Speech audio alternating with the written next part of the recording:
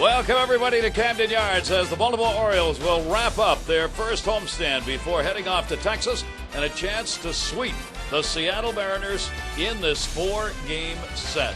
Hi, everybody. Along with Jim Palmer, I'm Gary Thorne. Delighted to have you with us. What a finish to the ball game yesterday for the Baltimore Orioles. They are getting the Comeback Kid Award for the first week of Major League Baseball because in all the games that they have won, and they are 4-1, they have done it by coming from behind. Tampa Bay, they were down 6-3. Seattle, a 2-1 in the fourth. Seattle, 4-2 behind in the fifth. Seattle, 2-0 in the ninth inning, and in every one of those games they won them. The likes of Huff, Millar, Luis Hernandez, they have had the game-winning RBIs. That is some way to start a week. Much not anticipated in that regard. Well, yeah, I think the one thing, and it's a constant there, is the starting pitching. Yesterday, Jeremy Guthrie pitched very well. It gave up a couple of runs. As it turned out, that three-run ninth erased a pretty good effort for him. But in all the other games, starting pitching probably not what you want other than Steve Traxel to start. So the bottom line is last year they lost 54 games that they led in. This year, a little bit of reverse psychology by Dave Tremblay. And I'll tell you what, it's nice that Eric Bedard hurt his hip. Felix Hernandez was as good as you're ever going to see a young pitcher yesterday. He's going to turn 22 in a couple of days. He leaves the game after only 97 pitches. They really don't have a closer because of the injury to J.J. Putz.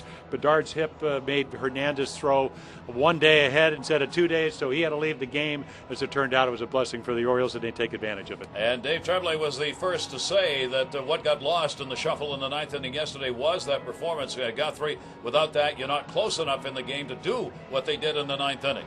Now Daniel Cabrera, believe it or not, we begin week 2, second start for Cabrera. Yeah, and the one thing you see the 5 walks and the 2 strikeouts and then the home runs allowed. So he did not have a good spring. We kind of joke. It's kind of like Forrest Gump, where he said, when you open up that box of chocolate, you don't always know what you're going to get. He can be overpowering. He didn't use his changeup as much in his first game as he did in spring training. So trying to add the third pitch. So the bottom line is, he's had great success, 4-in-1 lifetime against the M's. So a chance for the Baltimore Orioles to celebrate one more before they head out. It would be a sweep if they can get the double.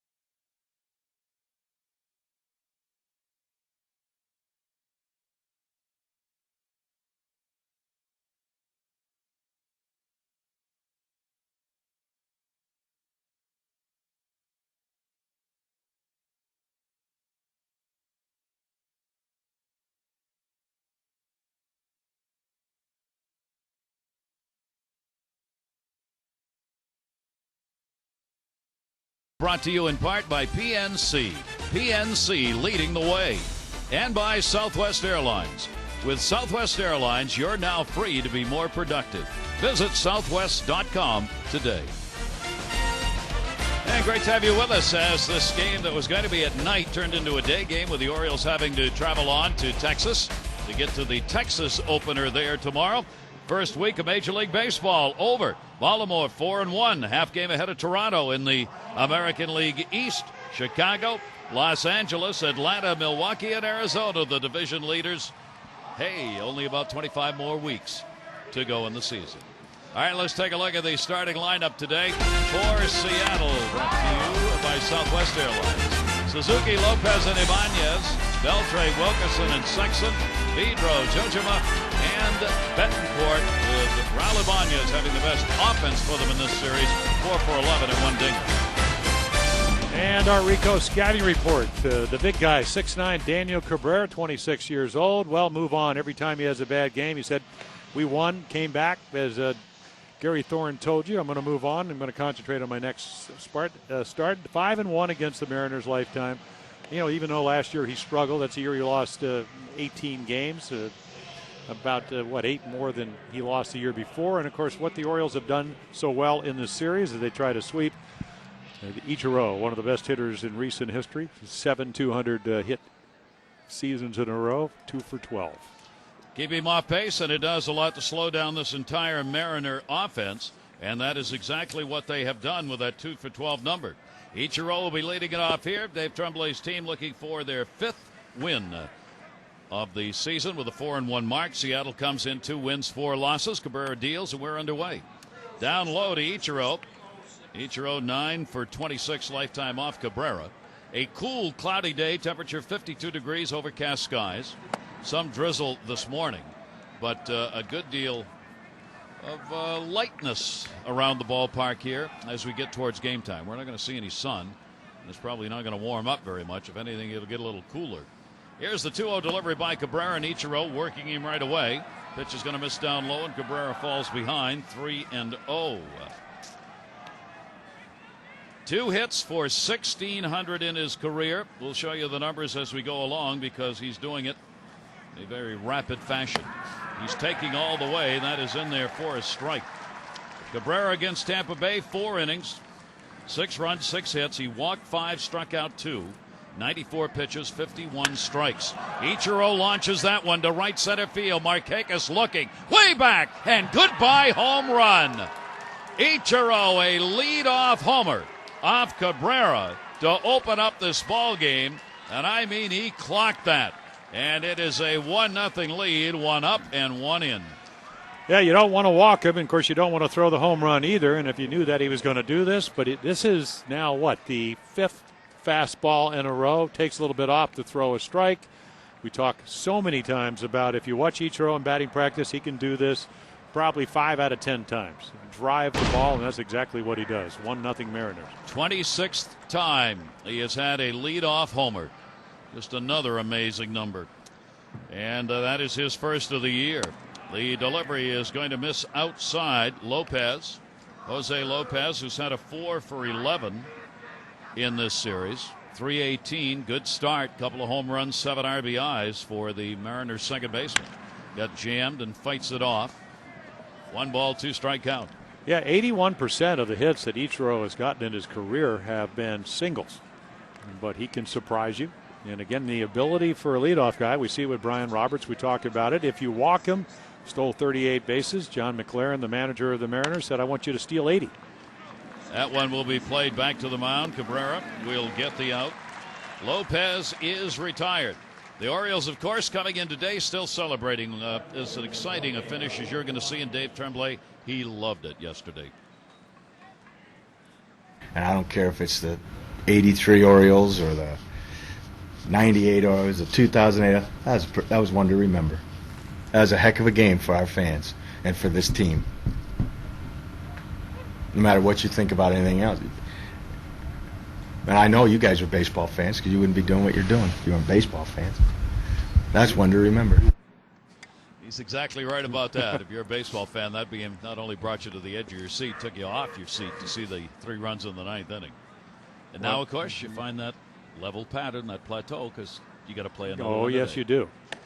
But I mean, it's a good time to play the Mariners. They were 75-0 last year when they had the lead going into the 9th inning. And, of course, their closer on the disabled list, J.J. Putz, He was an all-star last year. Often said in baseball, it's not who you play, it's when you play them. That ball hit deep by Raul Ibanez. If it stays fair, it's gone. Way back, and it is. Goodbye home run. Ibanez clouts it. What a series he's had. He is 5 for 12. That is his second career home run off Cabrera, and Seattle's got a 2-0 lead. Well, 15 of the last 16 runs the Mariners have scored have come via the home run.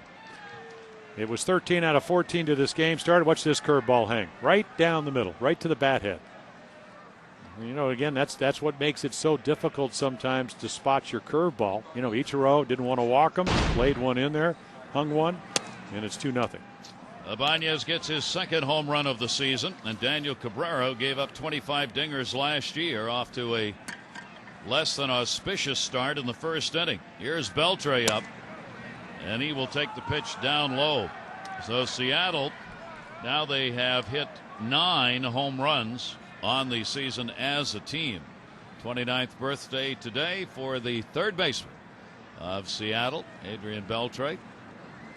Cabrera's delivery is ripped, and I mean, boy, right now Daniel Cabrera is pitching batting practice. Well, he's getting behind everybody, and then when he gets ahead or even, he hangs the curveball. So, you know, Beltre, we saw him hit a 2-run home run off at Traxel. He is a slasher, and he gets you in hitters counts, and that 2-0 count was one of them. He's going to be very aggressive.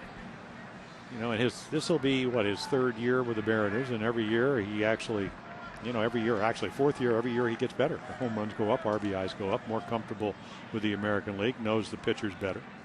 2-1 delivery on the way to him. That will miss outside. And a 3-ball, 1-strike count. Beltre's had a 2 for 10 so far in this series. So Cabrera struggling to get out of the inning here. Home run and out, home run, and does get a swinging strike right there. And the count will go to 3 balls and 2 strikes. The Mariners have started in the first week hitting just .231 as a team. Compare that to the Orioles at .272 for their first 5 games.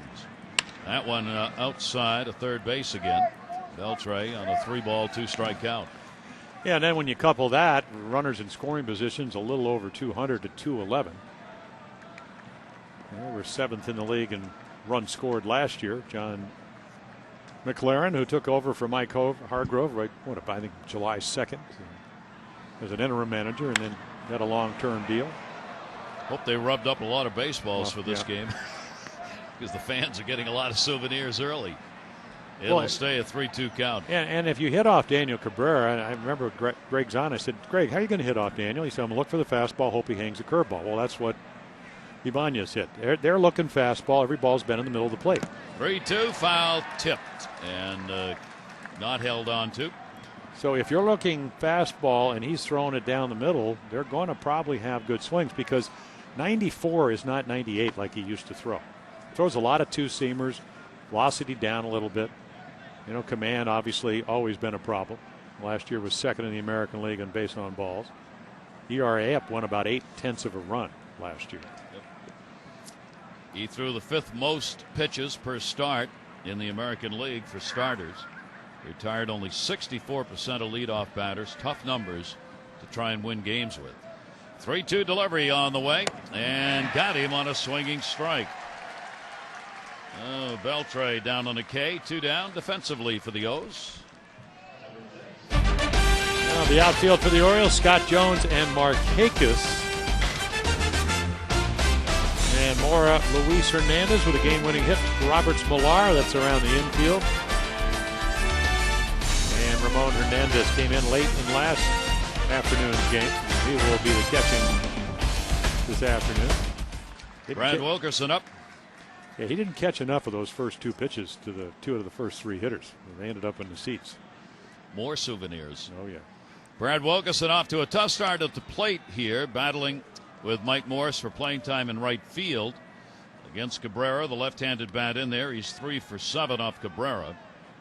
Lefties hit .294 off Daniel last year. Right-handers .236. So managers like to get their left-handers in the lineup when Cabrera's on the mound. Wilkerson with a 1-ball, 2-strike count. Home runs by Ichiro and Ibanez here in the first inning. They put the Mariners up 2-0. Right-hander deals. That'll miss inside. 2 ball, 2 strike count. And already that first problem that Cabrera has, the number of pitches thrown, is happening to him here in the first inning. 2 ball, 2 strike delivery. And will miss outside with it. And will take this count 3-2 as he did on Beltre.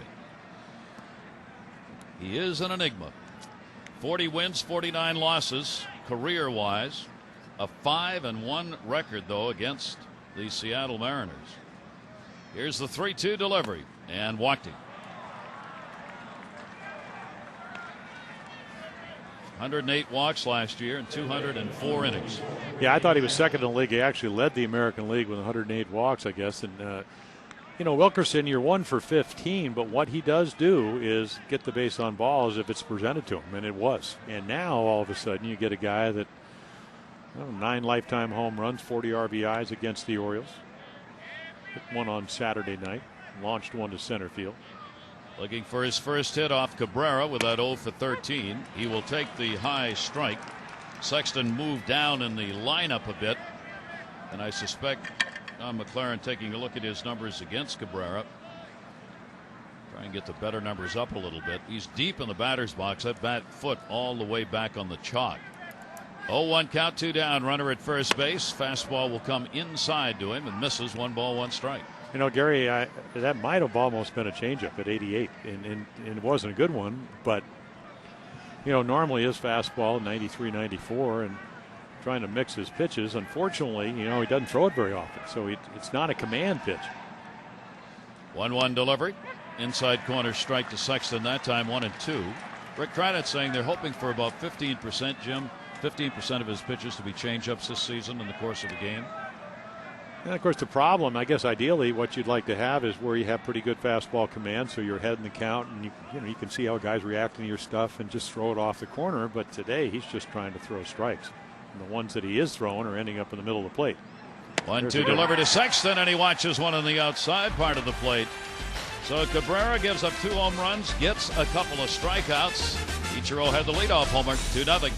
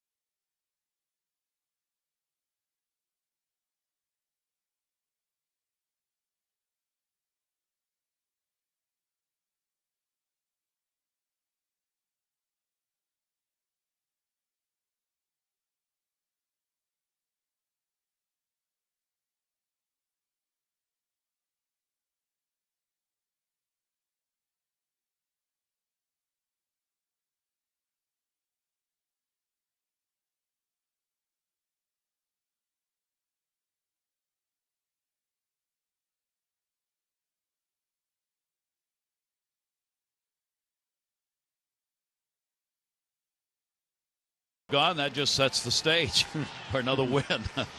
You don't want to be doing that regularly, though.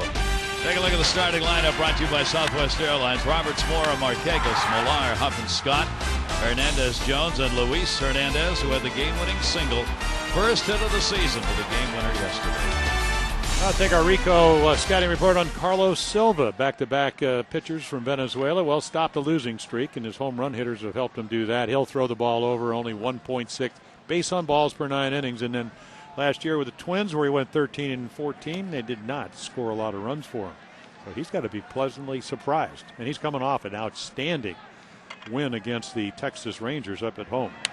And Roberts down to third base. He had Beltre moved in. Beltre gets it over there in time. Roberts retired and one away. Bryant's had a tough series, 1 for 11 in the series against Seattle. Defensively for the M's. Oh, take a look at the outfield. We've already seen Ichiro in center field. He homered, and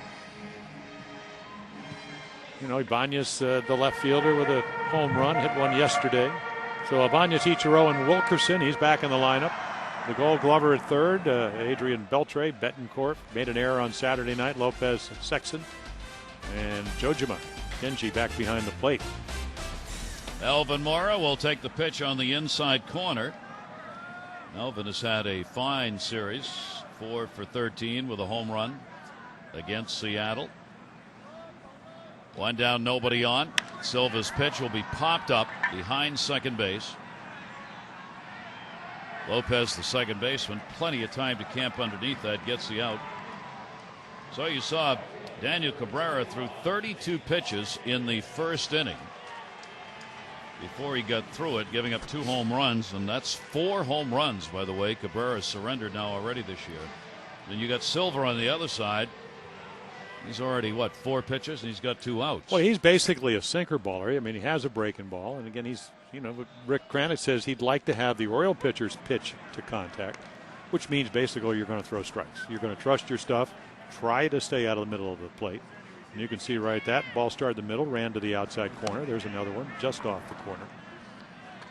And again, we talked so many times about pitching being kind of feel and touch. And I think for Daniel Cabrera, he just hasn't got to the point where he can consistently do that. But how long? Well, yeah, he's only 26, and it's almost like all the hitters that face him and kind of entice people thinking, oh boy, he's really close. He's got great stuff. Markakis is going to get one. That's going to go into the left field corner. Ibanez going back to get it. Markakis is on his way to second base. He is now 7 for 10 lifetime off Silva, and 3 of the 7 hits came in this game. August 22 of 06, 3 dingers, Jeff. Well, he had 10 in the month of August that year, which got him to 16 his rookie year, or maybe 17. And of course, Silva has only beaten the Orioles 1 time. He's 1-4 lifetime, and part of that is that Nick Markakis wears him out. 2 doubles on the season for Markakis. Here's Millar. Millar takes that one to center field. Ichiro didn't think it was going to go quite as far as it did. He'll get back there, though, and haul it in. No runs, 1 hit, no errors, and 1 left on base, 1 complete. Seattle leads it 2-0.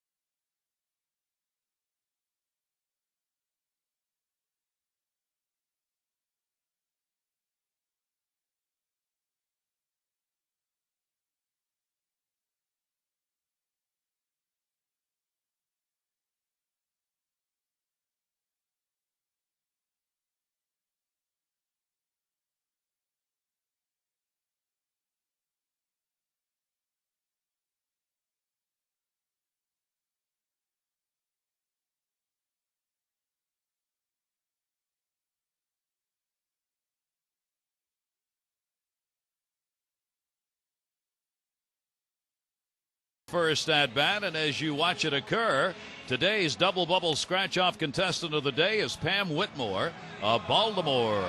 Pam, you got a chance to win $100 in double bubble scratch off tickets from the Maryland Lottery for every double hit by the Orioles during today's game. So already 1 on the board. Compliments of the Orioles right fielder. Congratulations, Pam. We go to the second inning. Vidro, designated hitter, switch hitter. 1 for 12. in the series will take that pitch.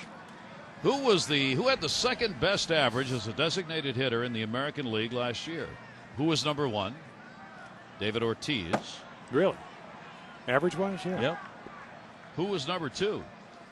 Jose Vidro. You know, all of active DHs, and they're a little bit different animal because the other guy that's a couple of points higher at 307, Chipper Jones, hits some bunch of home runs. Yep. But he's got the second highest average of any switch hitter. Of course, Ortiz just hits from the left side. And Vidro takes that one to right center field. Nick Markakis will get over on this one. Ortiz hit 338 last year, and Vidro hit 308. Now, David Ortiz had 33 homers and 113 RBIs. Vidro had 5 home runs and 47 RBIs. But Vidro did come across the plate 69 times, so he gets himself on base. And he was among the leaders in runs scored. Now, David had 111 runs scored. Ortiz is just in another stratosphere as a DH. Kenji Jojima will stand in. Cabrera gets the out on Vidro. One down, second inning. Yeah, that's an off year for him because he hit, 54 the year before. The Orioles last year, their DHs hit 20 home runs. Physical problems. Ortiz last year. Shattered bat again. Mora will cut this off. And will get the out. Jojima now hasn't had a hit in his last 12 times to the plate, and there are 2 down. Yeah, 2-seam fastball all over, really between his hands. I mean, the way that bat shattered. And of course, Mark Burley over in Detroit last night, he could have a lot of kindling. He was sawing bats off, and that's what happens. Lighter bats don't get it on the good part, they break. Now Betancourt, chance for a quick inning here for Cabrera. Betancourt's had a 2 for 10, the shortstop. Batting at 381, off to a very fine start here. It's kind of hard to believe the first week of the season's already gone. Betancourt at 381, RBI. He's had a couple of doubles so far. 1 ball, 1 strike delivery. Takes a strike. Of course, the Red Sox thought that the first 3 months of the season were over. As they finally go home. 19 days. 19 days. 4 cities, 3 countries. What, 19,000 miles or something like that? And then they get to go home after being swept by the Jays, and it's going to be a high of 42 in Boston today. You get the rings, World Series rings being presented. 2-2, Mora picks. And a tag put on. Nice play by Millar. Yeah, saves him an error. Wow, how smooth was that? Kevin Millar, a little nifty artwork over there as watch as he not only comes up with the ball, but gently applies the tag. Gotcha.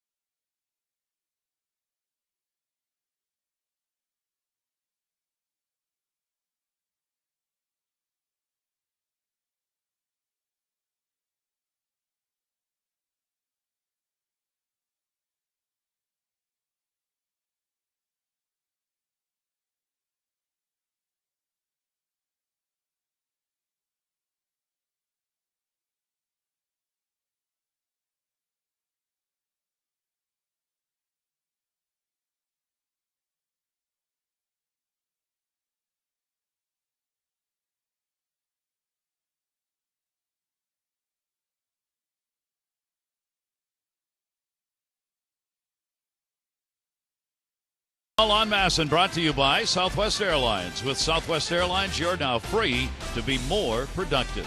Visit southwest.com today.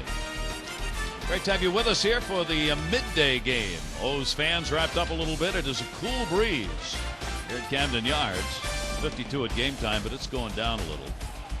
Silva goes back to work. Aubrey Huff at the plate. Carlos Silva coming off the Texas game. 7 innings, a run on 3 hits, 5 strikeouts, and 3 walks. Threw 116 pitches, 68 of them for strikes against Texas. He has not faced the Orioles since 2006. And as Jim mentioned, has a 1-4 lifetime mark against Baltimore. 2 ball, 1 strikeout on Aubrey Huff. 3 for 6 lifetime off Silva. To second base. Oh. Got to get over to cover.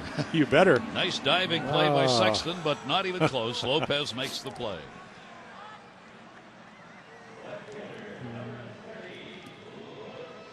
This guy can hit. Oh, yeah. Well, yeah, a couple of hat tricks, which you know about. A couple of 3 games. It started Saturday night where he just drove 3 balls really right back up the middle. Yesterday got the breaking ball. One of the few guys that was hitting the ball hard off of Felix Hernandez. And again, if you go back and look at even last year, under 300, about 369 at bats, 18 home runs, so he's got a little bit of pop. What a start. He has had 6 hits and 7 at bats in this series. The 2 3-hit games back to back. And that one to right field. That is near the wall and caught. Nice line by Wilkerson. Played that well. And Luke Scott got a lot of it. Yeah, he makes a nice play because, again, you don't have a whole lot of time. I still remember when Chris Sabo, second baseman, because of injuries, they put him out in right field. I said, Chris, how are you going to play right field here at Camden Yards? He said, easy. Turn around and play it off the wall. Well, that's the feeling you get. And Silva was just able to get that ball far enough away. And if we went back and looked at that swing, you'd see that Luke had to go out and try to get that, and he hooked it a little bit. And maybe not quite as much in good wood as he'd like. The ball didn't carry as far as he would have liked. Another double off the wall would have helped. Ramon Hernandez. 2 down, nobody on. Hernandez 3 for 7 with a home run in this series. Against the M's, the Orioles are trying to sweep it here. Pitch will be taken inside.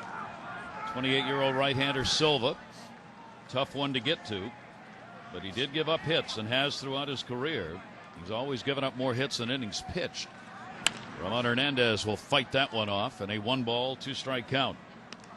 Well, the late Sid Thrift used to say that if you can throw a pitch and fool a hitter and within 12 seconds throw it again, muscle memory doesn't have a time to recover. He is ready to pitch in about 3 or 4 seconds. He throws the ball. You know, if it's a ball, they'll throw it back, and he's ready. If it's a foul ball, they throw the ball to him. He's ready. It doesn't take a whole lot of time. You have to do what Ramon Hernandez just did. You have to step out on him to slow him down a little. 1-2 delivery lifted in the air. That may be an atom ball. It is. Ibanez is there in a 1-2-3 inning. So Silva cruising along here, gets the side in order. Seattle up by 2.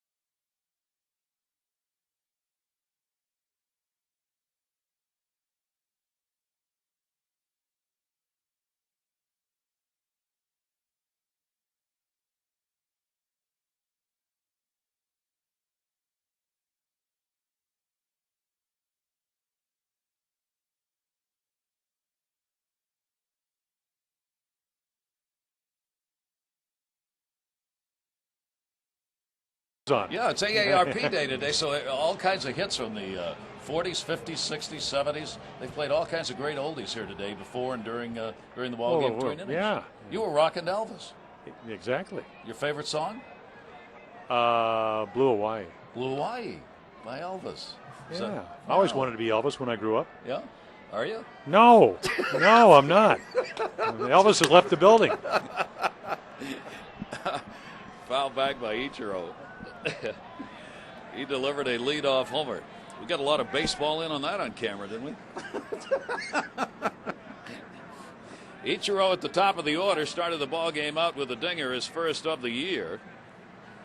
Continues to pile up the hits, 1,599. He is looking for his 1,600th hit, and he is one of the fastest in baseball history in the hit department for the number of games played to reach the mark that he is at. He got to 1,500, second fastest ever as far as total games that had to be played to get there. I mean, he's truly a phenomenal baseball player. 2 ball, 1 strikeout. Cabrera. Chopper towards second, Brian Roberts. Millar there, Ichiro retired, 1 away. Only 10 pitches thrown by Cabrera in the second inning after he threw 32 in the first. Well, we always talk about it, and for some pitchers, that first inning is very difficult because everything changes. Different mound, umpires up there, hitters up there. And again, that acclimation of feeling comfortable, just some guys, you look at the numbers, pitched 1 through 15, they're hitting 400. Of course, he got 1 through 30 in the first inning. That's what you don't like. And of course, for Daniel, the one consistent thing he did last year, 34 starts, tied for the American League lead. He had quality starts, or he went 6 innings in 23 of those. So he's going to give you the innings. But again, this is, if you look at this Oriole team, they didn't have a lot of home run hitters last year. Markakis led the Orioles with 23. So as a starting pitcher, you want to keep the count down so you can pitch at least into the 7th inning. And you hope that by that time they can muster some offense. Yeah, and I don't know how many grand slams and 3-run home runs and how many, if anybody's going to hit 30 on this team. Probably not. Probably not. Yeah, you would think not, because, Markakis, as good as he is, doesn't have as much protection as he's had in the past. 0-2 delivery down low. Bill Madden had a great column in the New York Times on, I think it was Sunday, about the 7th inning pitcher now is the complete game pitcher of Major League Baseball. And if you rank teams by how many 7 innings you get out of pitchers, you'll find that you've got pretty much the rankings in the standings. And that, if you think about it, it's kind of backwards. It also kind of makes sense. It's the adage in baseball that at great pitching will get you there, get you the W's. And then you have to have that transition guy to your closer. Yep. You don't wear out your bullpen when you can do that with starters. Swung on and missed. Good pitch by Cabrera. He gets a swinging strikeout. Cabrera's got 3 Ks now, 2 down here in the 3rd inning.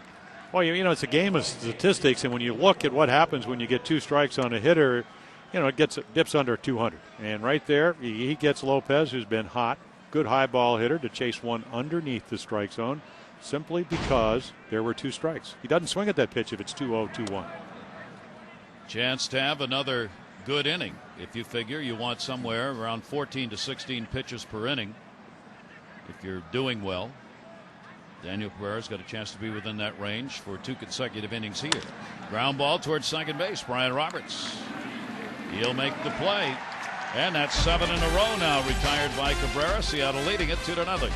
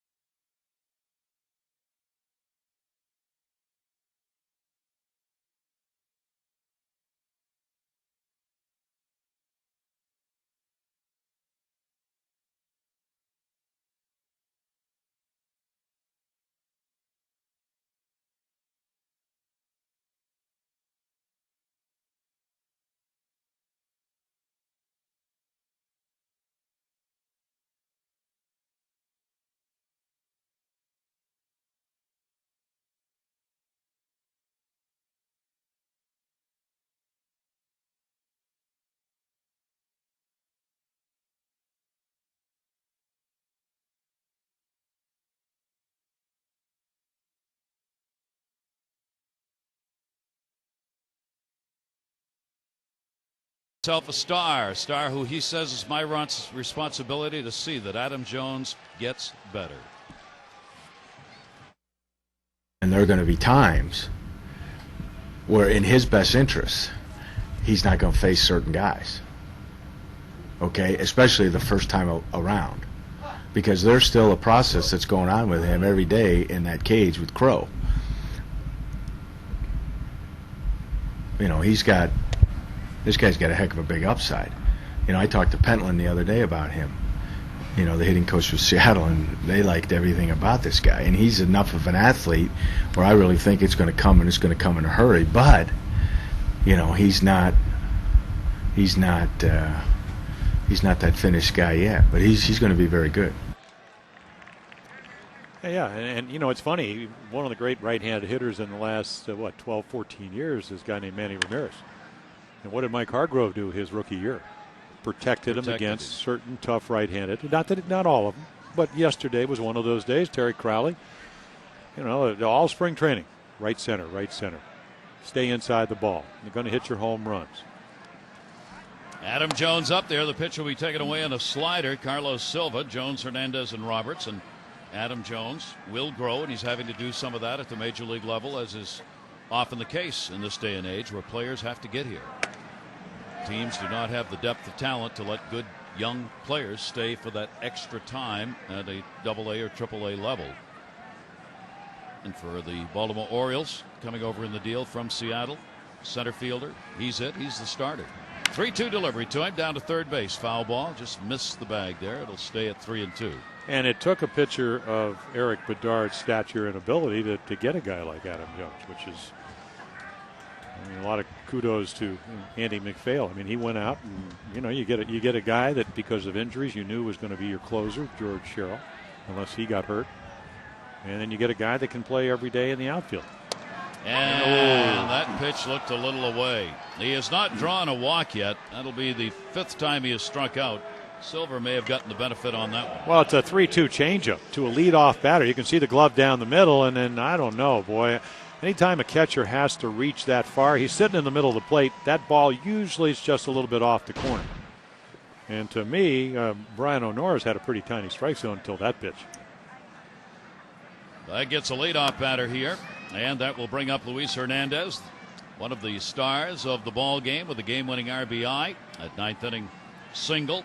Put the third run on the board for the Orioles yesterday. Timely first hit, wasn't it? Very timely. He won't forget it. What did he say after the game? He said, you know, I thought it was a good time to get a base hit. Wonder if anybody was able to round up the baseball for him for that one. It's hard to get when the other team's on the field and they throw it away. Hernandez, one down, nobody on. The Orioles have had a double from Nick Markakis. That's the only hit so far off Carlos Silva, who's got a strikeout and hasn't walked anybody. Home runs by Ichiro and Ibanez in the first inning off Cabrera are the Seattle runs. That's going to be a base hit. He's got a couple now. One out single.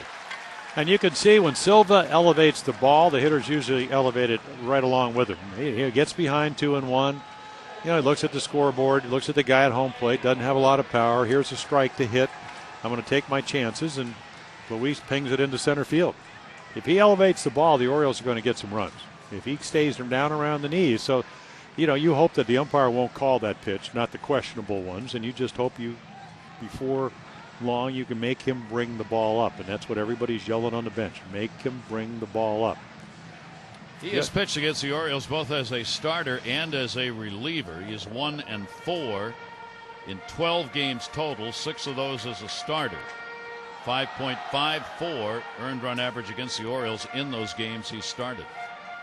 Brian Roberts grounded out his first time up. Roberts 10 for 25 with 2 home runs lifetime off Carlos Silva.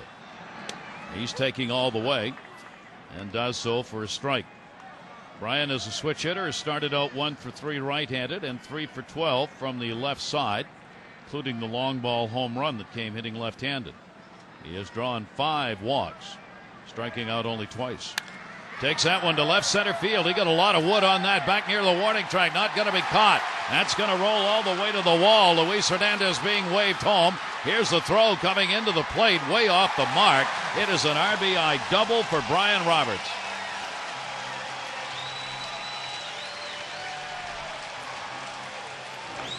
Yeah, no man's land. Deep out in left center field. Luis Hernandez is he's not going to even slow down.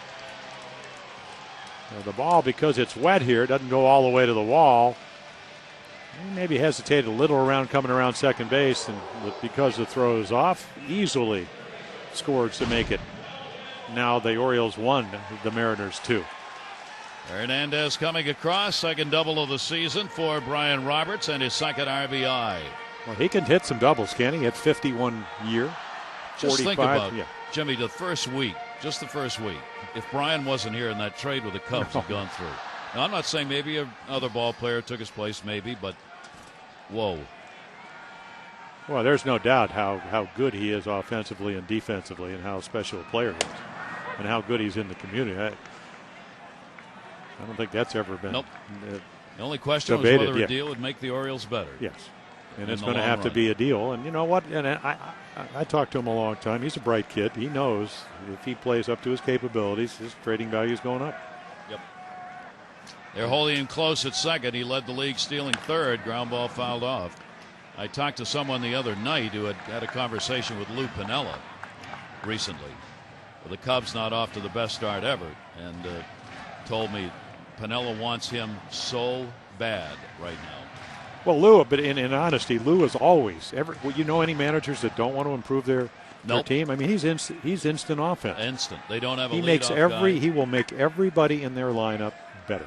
Yep. He will make them a better defensive team. He will make them a better base running team. He will make them think that they can win. He'll make the pitchers think that they can win. Yep. Now, he does the same thing here. Exactly. But again, if you look at your organization, you make that decision.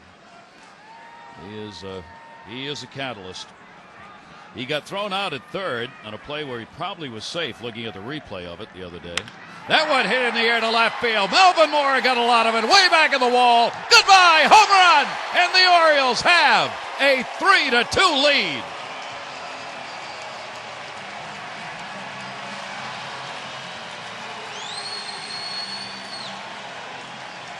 That is the 10th home run that Melvin Moore has hit against the Seattle Mariners.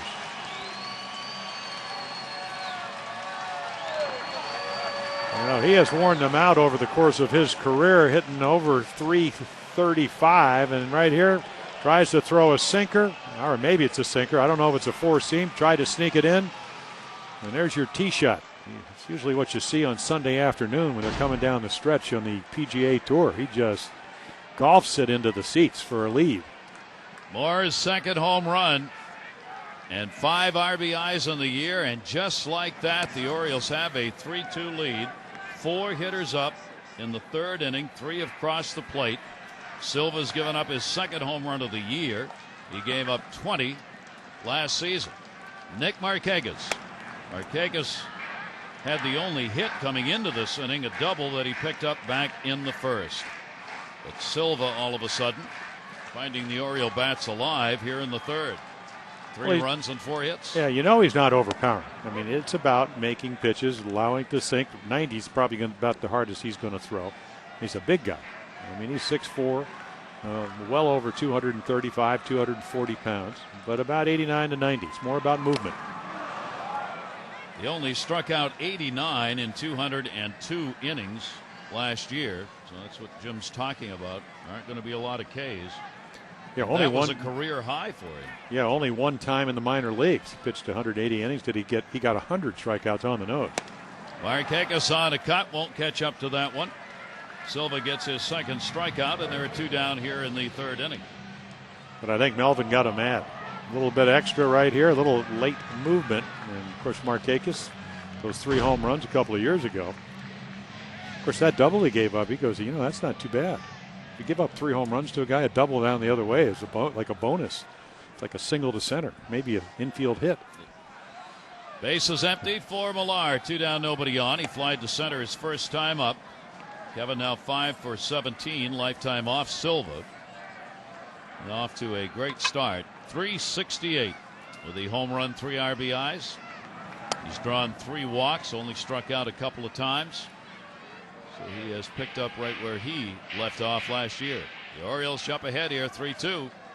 Bottom half of the third inning. 1 ball, 1 strike delivery from Silva down to third, foul. And a 1 ball, 2 strike count.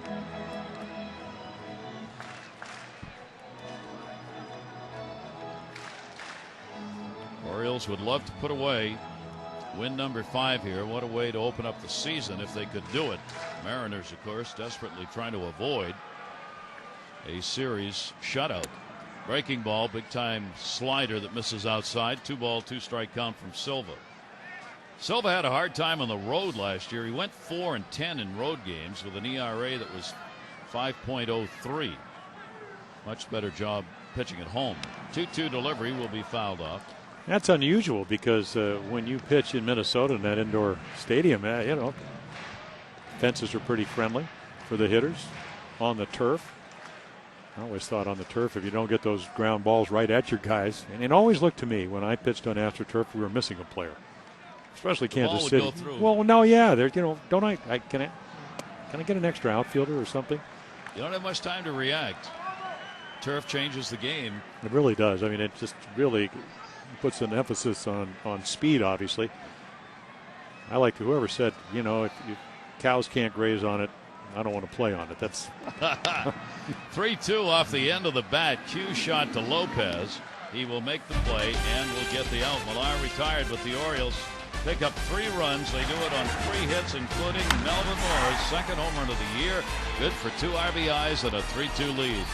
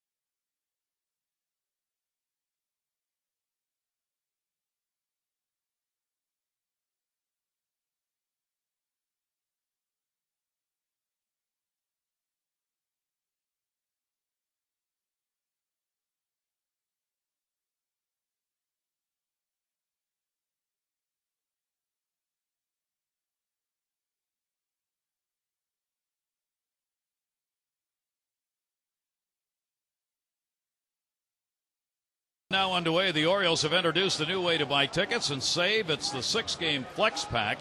Great seats, 6 games, your choice, including 2 prime games against either the Yankees or the Red Sox. How cute is she? All at huge savings over the cost of a single game ticket. 6-game Flex Pack, 888-848-BIRD, or go to Orioles.com. Looks very comfortable, doesn't she? Just cuddle right in there, wrapped up. Nestled in. Adrian Beltre leading it off here. Strikeout victim, his first time up. Wilkerson and Sexton will follow. Beltre hitting at 273. Line drive up the middle, and Roberts nor Hernandez can find a handle. That'll be an infield hit. And where did that catch Daniel Cabrera? Kind of ran up the side of his body. Beltre's on.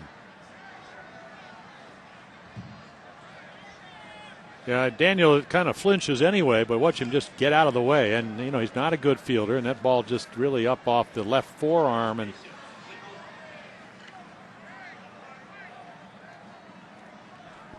it's amazing, isn't it? Well, he's just not comfortable. And, the last probably month, 6 weeks last year, flinched on every swing.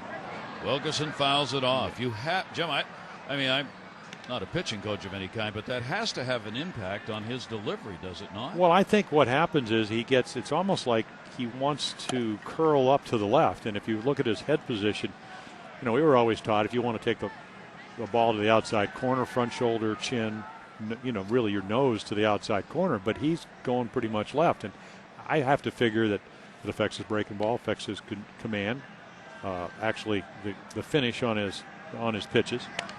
Little nubber. That's going to go foul, and Ramon Hernandez makes sure it does off the bat of Wilkerson, who walked his first time up.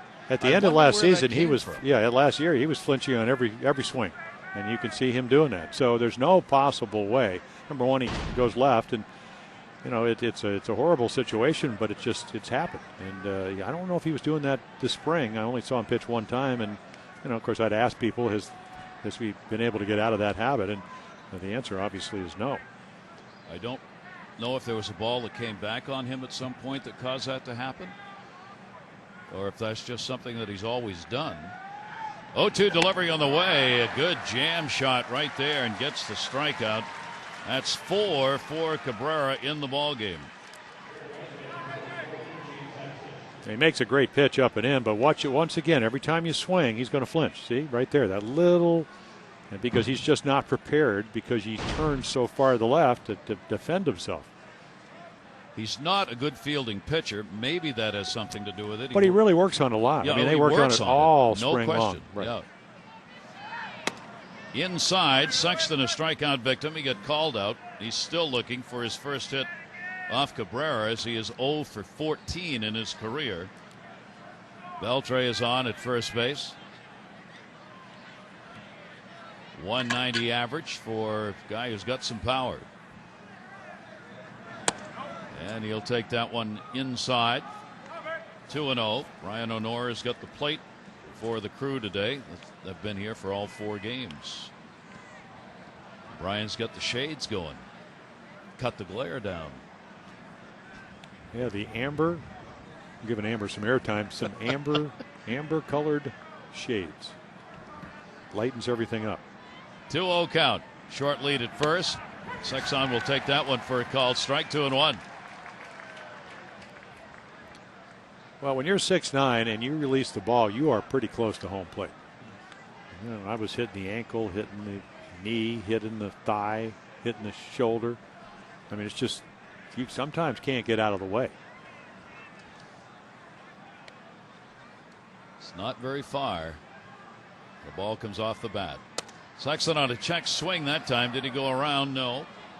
Paul Nort down at first base. Beltre still on at first, leading it off with a single. 3-ball, 1-strike count. Sexton generally a fly ball hitter. See if they want Beltre to go here on 3-1 or not. Millar holding the bag. Yeah, he's just trying to hope for a fastball, and he does go. There he goes, and no throw made. It's a walk anyway. So Sexton is on with a free pass, putting runners on at first and second base. Cabrera's second walk. He had retired 7 in a row after giving up the 2 home runs and a walk in the first inning. Gave up a leadoff single to Beltre, and now the 1-out walk, 2 on, 1 down. And Vidro, the designated hitter, switch hitter, will stand in for Seattle. Yeah, got a great pitch to hit the first time, and skied it to right field. But 2-0 count. Look for a fastball, got it. But maybe it tells you that little mini slump he's in, 3 for 24. And I'll tell you what, you like to get off to a good start as a team, but certainly individual, because baseball is a team game comprised of individual performances. But it just, at least to this point, other than the home run he hit the other night, not having a lot of good swings. Only hit he's had, 1 for 13 in the series. Vidro has hit home runs each way, as he's had 2 homers. 1 for 5 right-handed. That was a homer. 2 for 18 left-handed. One of those a homer. Cabrera falls behind 2-0. Luis Hernandez comes in to have a word with the starter. 2 on. Orioles having taken the lead. They've got 3 runs on 4 hits. Mariners 2 runs on 3 hits. 2-0 count. Vidro will be looking to drive it. Takes that one for a strike. 2-1. And Adam Jones is looking into the dugout. Okay, where am I going to play? Because normally he's over a couple of steps to left, and he's saying, okay, do I want to move over because maybe Daniel's going to just try to throw a strike. So he was looking into the dugout for a little bit of help. 2-1 count. And got him to go after that one. Foul tipped into the mitt, and a 2-ball, 2-strike count. Probably out of the strike zone and away, but Vidro wanted to drive that the other way, but couldn't get the bat on it. Well, you know what happens when you're 3 for 24. You're not seeing the ball. You feel like you got to get the bat started, and sometimes you will expand the strike zone, even though you know that's not the best way to hit. 302 career hitter. Timeout will be taken by the catcher. I love that. You saw what Honora did. Last couple of years, the umpires have done it. They point to who wants the timeout. They'll point to the catcher. They'll point to the pitcher. They'll point to the hitter, whoever called for it. And it just helps to know. Sometimes you blame it on the wrong guy. Down to first base, Millar, fair ball. He'll go to Hernandez, one relay, and not in time. And Daniel. Got a runner coming home, and he forgot. Yep. He thought he had the runner at first, forgot what was going on, and it is a tie game as Beltre scores. And Hernandez really got upended at second base by Sexton on a clean slide to get the out. Well, Sexton's going back to second base, so now you're going to get the lead runner. And right here, Luis, I'll tell you what, I think that you could go argue that he interfered. He kind of went out of the baseline. Well, what he also tried to hook him with his right leg. Yep. So there's the tying run. See, he went out with his right leg. I mean, that is interference. And he just falls asleep, and it's all tied 3-3. Of course, when you're 6'9", 6'10", I guess your legs kind of go all over the place. And yeah, you're right. I mean, I thought there was a clean slide initially, but on the replay, it looked like maybe he tried to get his legs out there and trip him. But Cabrera, forgetting what was going on, allows the run to score. It scored on defensive indifference. There is no RBI credited there. It's like a stolen base when nobody covers. You just let a guy have it. Same rule applies there, and it is a 3-3 ball game. Well, heads up base running by Beltre, and the third base coach, of course we know him well, Sammy Palazzo, noticing, I mean, he knows that Daniel Cabrera is not a good fielder. So we did everything right, but remember, and you run that play all the time, that when you get over there, you look with a runner on second that he's coming around third base, and there may be a play at home plate. So very aggressive by Seattle, and it ties it up. Rick Kranitz, pitching coach, went out to talk to Cabrera just to make sure now he moves on. Got to get the third out here. Runner at first base, 1-ball, 1-strike count. Jojima to third base. Melvin Moore, a big hop. Ryan Roberts on the force play at second to get the out. But a run in, 1 hit, no RBI on that. This game's tied at 3.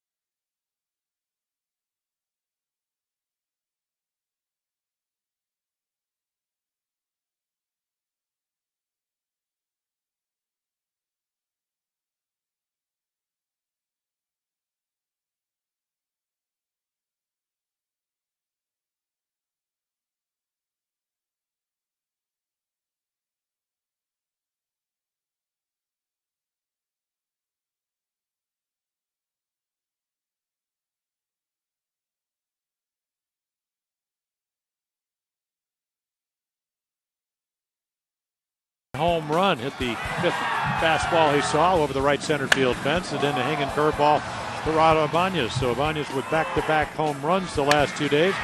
Orioles trailing 2-0. Brian Roberts will double in Luis Hernandez, who singled. And then Melvin Moore puts the Orioles ahead briefly with a 2-run shot. to left center field. And then here, Daniel Cabrera, never known for his fielding. There's your 3-4, and then Daniel thinks that maybe he was out. Beltre, smart base running, scores to make it 3-3. Nice play right there to get Aubrey Huff on the ground ball to Betancourt, as Betancourt had to wander over towards third base and made a nice play deep in the hole. A faster runner. This is where speed helps you. Aubrey's not. Just a long throw. Oh, yeah. And on the run, of course, he's very athletic. And just by about a step. It's nice to have the big bird over at first to throw to. Sexton's got a pretty good stretch over there. One away. Game tied 3-3. 3 runs, 4 hits for the O's. And 3 runs, 3 hits. No errors in the ball game. Mariners. Luke Scott hit a ball hard right field. Wilkerson hauled it in just shy of the wall. His first time up. 6 hits, last 8 times to the plate.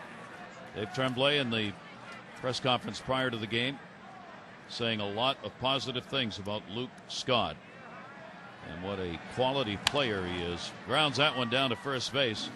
Sexton's got that one. He'll take it to the bag, and there are quickly 2 outs here in the 4th inning. Hope you'll pick up your first edition of Orioles Magazine at the ballpark. It's at the program stands, only $5. A lot of the young talent pictured and written about, including Adam Jones, George Sherrill, Luke Scott. Information on returning players, of course, as well. Or you can subscribe to Orioles Magazine, available at the team website. Go to Orioles.com. That's Orioles Magazine, on sale now. Gary Thorne, Jim Palmer, Amber Theo Harris, and our crew on this 3 o'clock start time here in Baltimore.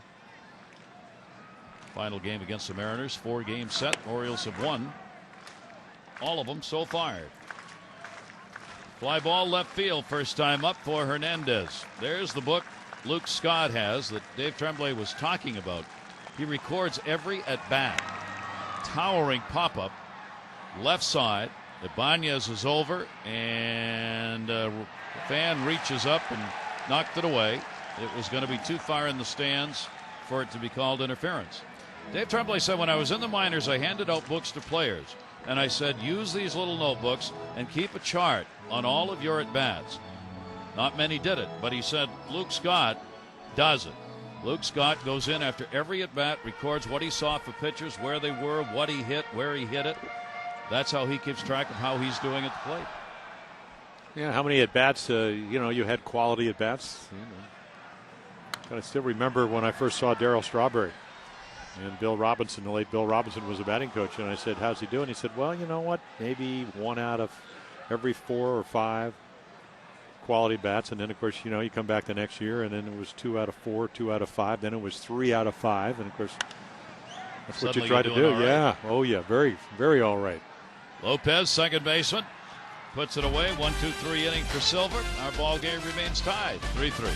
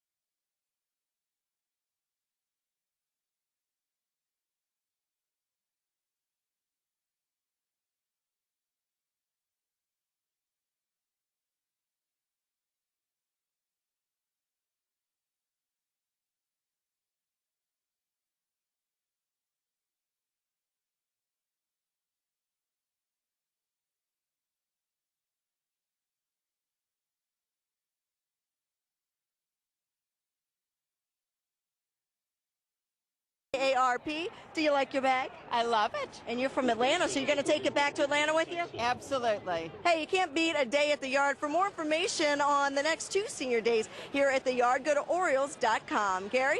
All right, and the sideline report brought to you by Northrop Grumman. Northrop Grumman, defining the future in technology.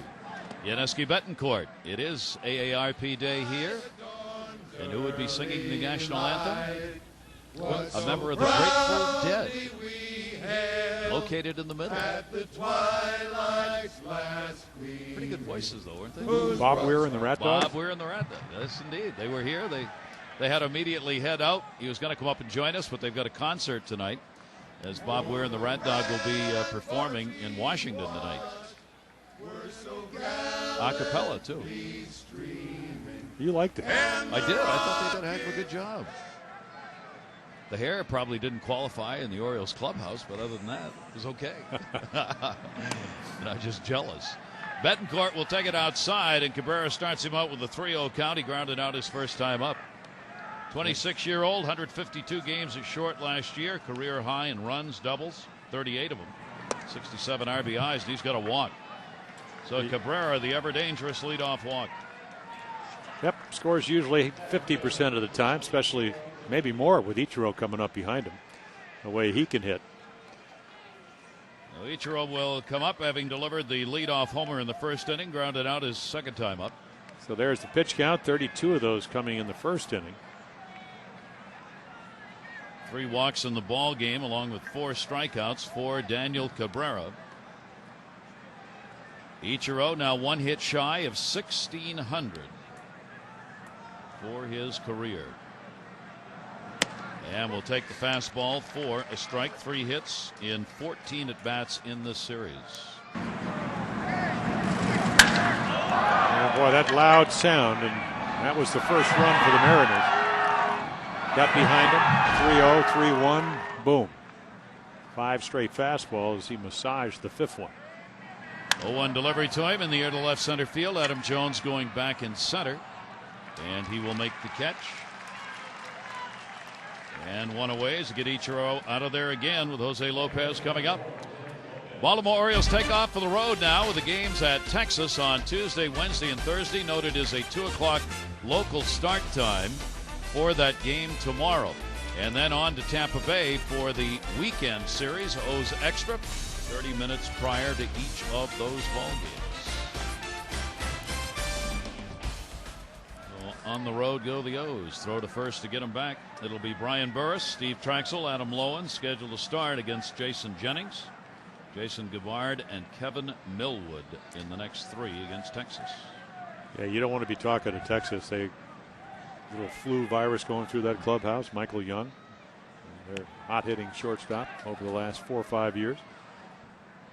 Jose Lopez, slow roller to short. Hernandez hustles that one over to first base to make sure they get the out. Betancourt ends up down at second, but there are 2 down. Yeah, nice play by Luis. It seemed so routine, but he didn't hurry it. He knew who was running. And he just comes in, makes the play. The old Earl Weaver, just make it. Don't rush it. I mean, even if the guy can fly, you still got to catch the ball. Still have to make a good throw. Do that. Make sure you get an out. Of course, if you're pitching, you go, hurry, hurry, come on, hurry, get him come on. out. I made a good pitch. We want an out. For Ibanez, a home run first inning, 1 for 2. He's 5 for 13 in this series. And Ibanez has been the biggest bat against the Orioles. Only a .219 career hitter, but he does have, against Baltimore, he does have 9 home runs against the Orioles now. Yeah, that's the amazing thing. You know, they've handled him average-wise, but he's hurt him with a long ball. Cabrera will miss outside, falls behind. You can hear the fans. They don't wait much longer on Cabrera, even on a 2-0 count. They tend to let it be known that they're not happy.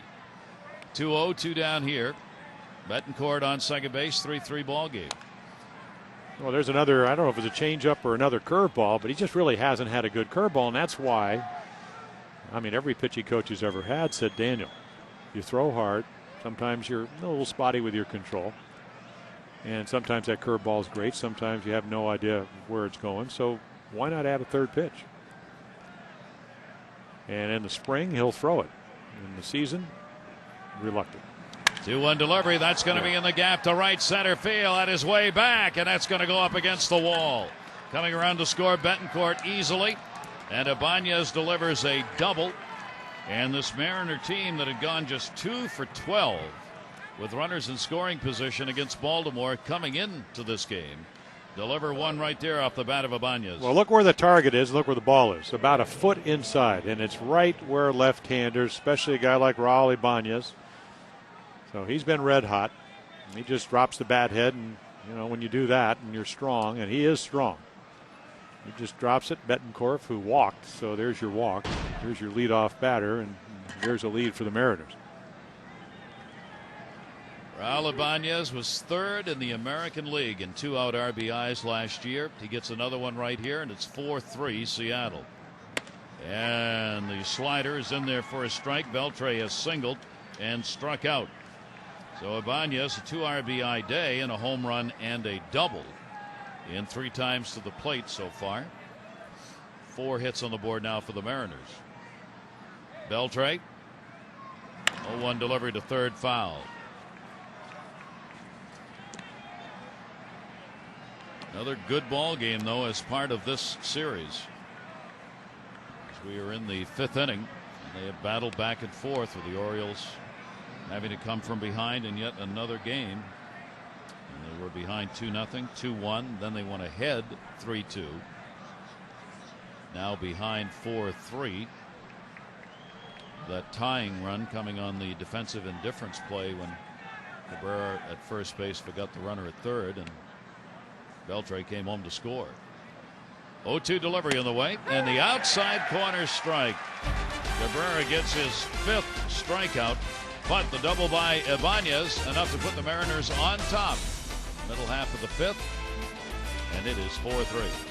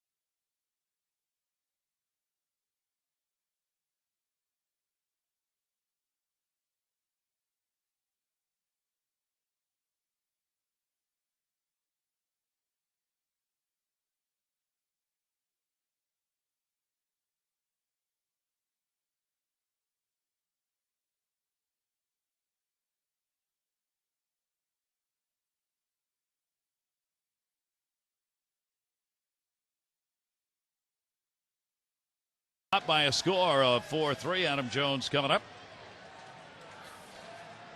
Let's take a look at what some of the other guys that have come through the system and had great careers. Brooks Robinson, there's his first year. Boog Powell, his first year. Don Baylor went on to be the most valuable player in 1979. Al Bunbury, Rookie of the Year. Eddie Murray, Hall of Fame. Cal Ripken, Hall of Fame. Nick Markakis, but a very slow first half. Turned it on. Was hitting around 200 at the All-Star break, and then all of a sudden the light went on. Terry Crowley said, you know what, you got a great eye, be a little more aggressive. So there's, I guess the point we're trying to make is, who knows? Oh, that one's drilled left field towards that corner. That is going to be a fair ball. Adam Jones on his way to second base, and he is in with his 2nd hit of the series, a leadoff double. So they're going to be the good games and the bad games. That's baseball. I still remember Brooks Robinson saying, you know, this is a game of failure. You hit 300, you still make 7 out of 10 outs. And, you know, right here, he's got great speed. You know, he just picks on a high fastball, knows he's going to get a double, and kind of cruises. So here's your 1-0 fastball. You know, just kind of up and in. And quick bat. Boy, is that quick. Down into the corner for extra bases. There's your tie run out at second base. Leadoff double, and the Orioles have 5 hits in the ball game. Luis Hernandez singled and scored in the 3rd inning. He's batting 9th in the order. 2 hits now on the season, both coming in this series. He is bunting, fouls it back. He's trying to get Jones down to 3rd base. Samuel at 3rd. Yeah, Richie Sexton creeping in at first, and Beltry about 3 steps in front of the bag. Not a very good bat angle on that attempted bunt. Orioles have not had a sacrifice bunt yet this year. That one is taken inside on a slider from Carlos Silva, and a 1-ball-1-strike count. Yeah, the important thing about bunting is the bat has to be out in front of the plate. So if you do bunt the ball, much better chance of being fair, and then you have to be able to keep the barrel of the bat above the handle. And that's why the breaking ball is so difficult sometimes to bunt, because you change that angle, at least that desirable angle. There's a beauty. Yep. Silva's got to hurry. Does. Good coverage on the stretch by Lopez. So he really actually makes a very, very good play on that ball, because he doesn't really get to it. So there's the bat head out in front of the plate. Good angle. Handle below the barrel of the bat. And Silva's just going to reach for it. He's a big guy. Kind of almost looked like he tripped a little bit, but perfect throw to the second baseman, Felipe Lopez, covering. How about down at third base? Yeah. Beltray, good friends. Look at this. This is getting a little serious now. I think Juan Samuel did not appreciate the fact Beltray was pushing Adam Jones off the base. Now, Beltray was just kidding, but he kept doing it and kept doing it. And Juan Samuel finally moved up and said enough. Infield drawn in, and Brian Roberts gets the base hit. Jones will score. That's the way you do it. Leadoff double. Hernandez the sacrifice to move him over, and Roberts on the very first pitch an RBI. Well, there's your situational hitting. And because you have a ground ball pitcher, when he's making his pitches, you bring the infield in. I think it backfires, because now all of a sudden you got a guy that stole 50 bases. So you play in, he just takes the first pitch. He's looking fastball. Hadn't thrown many breaking balls, fastballs, changeups. And I think that's why Juan Samuel says, hey, Adam, let's concentrate. You know, Beltray, cut it out. As it turned out, it works. Yeah, that almost went right down to the pitch. Now Roberts will be watched, as he has picked up 3 stolen bases in 5 chances so far. Only 1 down. Melvin Mora had a home run 3rd inning, bringing Roberts in ahead of him. Brian Roberts now 2 for 3 with 2 RBIs in the ball game, 4-4. Mora will take a strike on the inside corner from Silva. So this is a battle back game again for the O's. Mora checking at 3rd. Adam Jones getting that double to start it out. Scoring against the team that traded him away, and putting the Orioles right back in the game. And a great job by Luis Hernandez on that beautiful bunt to move him over. Roberts getting that walking lead. Silva with a long look. Roberts jumping around. Too long for Mora. And Melvin Mora is going to take time out, and had to, really. Silva had him in that stance for a long time. You can steal a base by getting a big lead and then diving back in and taking the jump. You can get a lead by taking a very short initial lead and then extending it as the pitcher prepares to deliver. Brian Roberts does the latter. Silva, trying to cross him up, went to the plate in a hurry that time. 1 ball, 1 strike. Yeah, it's a lot easier to do that when you're a sinker ball pitcher, because, again, you know, you can just slide step, hope the ball sinks. Usually it does. Most sinker ballers will tell you if you overthrow it, it won't. So distinct advantage. And for most guys that are 6'4", they're easy to steal on. Silva is a little bit more difficult, because he will get the ball to Jojima, who threw out almost 40% of the runners that tried to steal last year. Second best in the American League for a catcher's number this season. Jojima has caught 2 out of 5. I would imagine the guy that caught behind the plate last year for most of the year before he got hurt, Joe Mauer, could have been number 1. I mean, when he came in here last year, what a rifle arm he has. Such a quick release, too. He's just ideal in getting base stealers. Markakis waiting. Moore's had a big series, 5 hits, 15 at-bats, couple of home runs. I was telling him today, I said, you're going to love Yankee Stadium. He said, what do you mean Yankee Stadium? I said, the All-Star game this year. I said I didn't do well there, but you could. You could. Sitting 273 so far. Off to a good start. Mora on a ball down and away that time. Tried to drive it, and a 1-ball, 2-strike count. Orioles came into this game second in average in the league, 6th in runs. They were doing it by getting on base. They had the second base on base percentage in the first week. Their runner in scoring position number of 231 wasn't that good, but they were doing it at key moments, obviously. And we were talking about the 7 sacrifice flies they had going into yesterday's game. Roberts not going. There's our Toyota League leaderboard. Early on, first week, Chicago and Baltimore 1 and 2, and LA, Texas, and Toronto. Yeah, the Angels hitting right around 300 as a team. If they can do that with their pitching, they're going to win some ball games. 2-ball, 2-strike count. Melvin Mora, Roberts off first, dancing around again. Silva will throw over.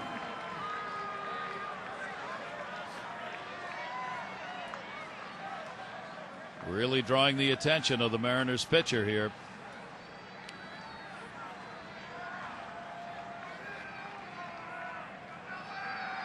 Two-ball, 2-strike count on Mora.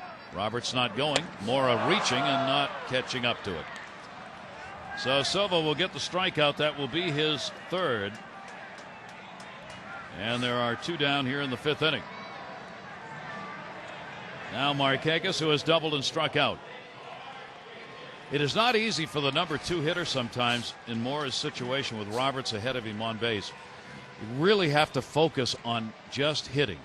Yeah, and a lot of times you're going to go deeper into the count. And when you do, and a pitcher makes this kind of quality breaking ball, and you could see, and this is what really pitching and throwing a good breaking ball is all about. You could see the off balance swing by Melvin Mora. Speed, location, and it just fools him. What I meant by that is that Mora has a couple of things to think about. He doesn't want to swing on some pitches where Brian might be stealing. He wants to try and move Roberts up when he's on first base like that.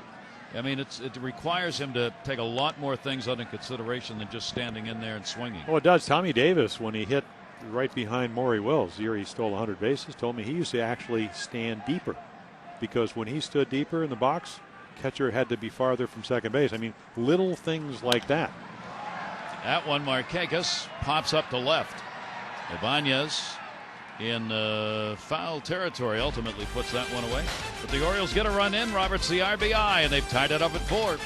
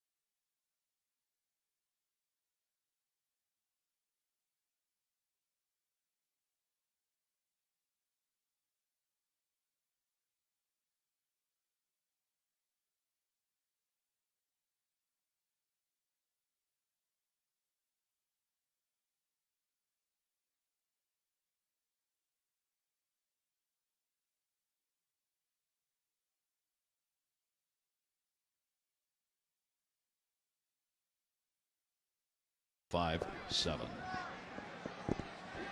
Game tied at 4-4. Cabrera Brad Wilkerson swings and misses. He has walked and struck out.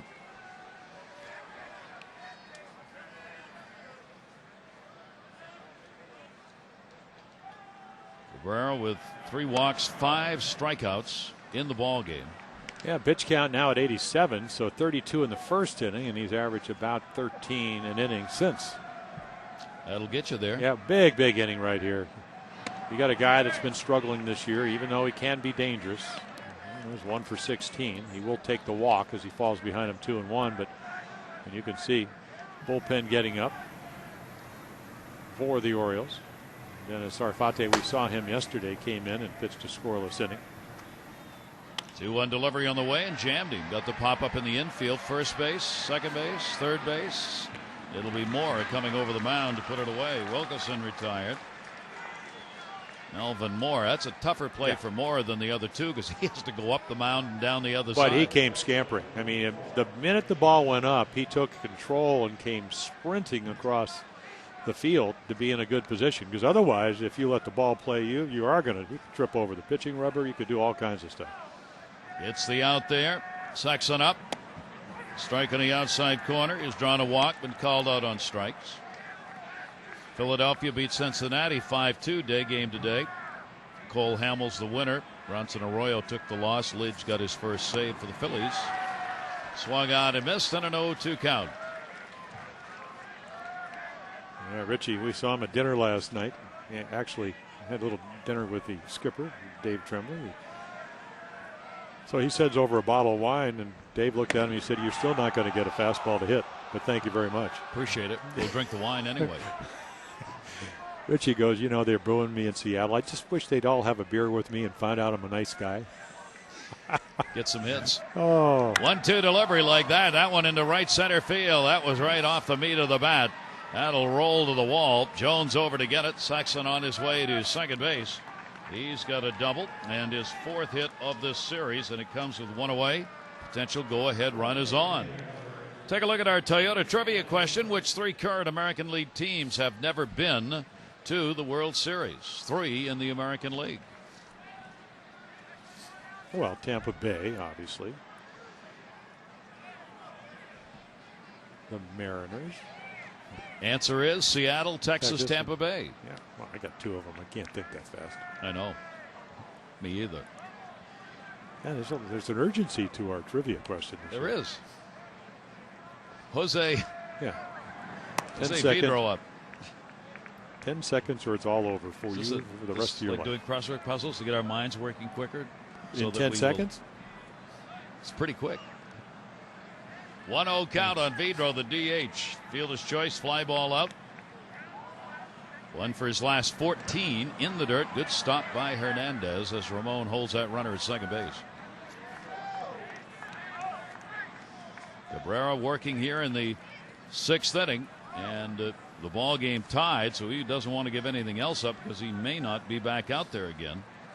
If you can get him out here and the Orioles can score in the next half inning, they would be credited to his performance. Now the intentional pass will be surrendered here. There's ball 3. It'll be the 4th walk, first intentional, putting runners on at first and second with Jojima coming up. Get that batter on the other side of the plate. Dev Tremblay would rather have the righty up against Cabrera, and a guy who also is struggling 0 for his last 13. Jojima. Yeah, and it's obviously a calculated risk. You're hoping you get the ground ball. Doesn't run that well. You get a double play, get out of the inning. On the other hand, you're in the 6th inning. You put an extra run on base. I think, of course, the 2-0 count had something to do with that. You know, maybe the fact that Vidro has been slumping, and you figure sooner or later he's going to get hot, especially when you keep getting behind him, because all 3 times he's hit this year or this afternoon, it's been a hitter's count. And that ball shatters the bat. Left field, shallow. Shortstop Hernandez will put it away. So Jojima wasn't waiting. And he is the 2nd out of the inning. 2 down, 2 on. He does that a lot. He's a little bit like Adrian Beltre, where they'll look fastball, and when you start throwing and it's a heater, he starts swinging. It's maybe one of the problems this team has had, guys jumping on pitches like this. Jojima was ranked 155th in the American League in pitches seen, and that's not good. That's fewest pitches seen. So after a while, okay, Melvin's going, okay, you go get it, and I'll go back to third base, just pointing to Luis Hernandez. Now Betancourt 2 on and 2 down. And he'll take it on the outside corner. We talked about the Mariners needing to take more pitches. When you got Lopez was 149th, Betancourt was 161st, and Jojima 155th in the league in fewest pitches seen. I mean, they were right there with the fewest. They just come up there and they hack away. They do, and of course Betancourt is a great high ball hitter. He's worn out the Orioles. I mean, he comes in to this game with a 341 lifetime average against him. Last year hit over 400. They had 4 guys that hit over 400 against the Orioles. Well, the Orioles won only 2 of the games last year. 1 ball, 1 strike delivery to him. That'll be up high. And a 2 ball, 1 strike count. Second base, Sexton. First base, Vidro. 2 down. Cabrera trying to get through this one. Give himself a chance, the Orioles, to get some runs. Yeah, and you're right on about that. And of course, he's going to have to get Betancourt out. I would imagine that if he doesn't, Ichiro on deck. You will see Sarfate coming in from the bullpen. 2-1 delivery. Nick Markakis, right field. And he'll put it away. Got to learn how to play that corner, and Nick has. No runs, 2 left on. We remain tied 4-4.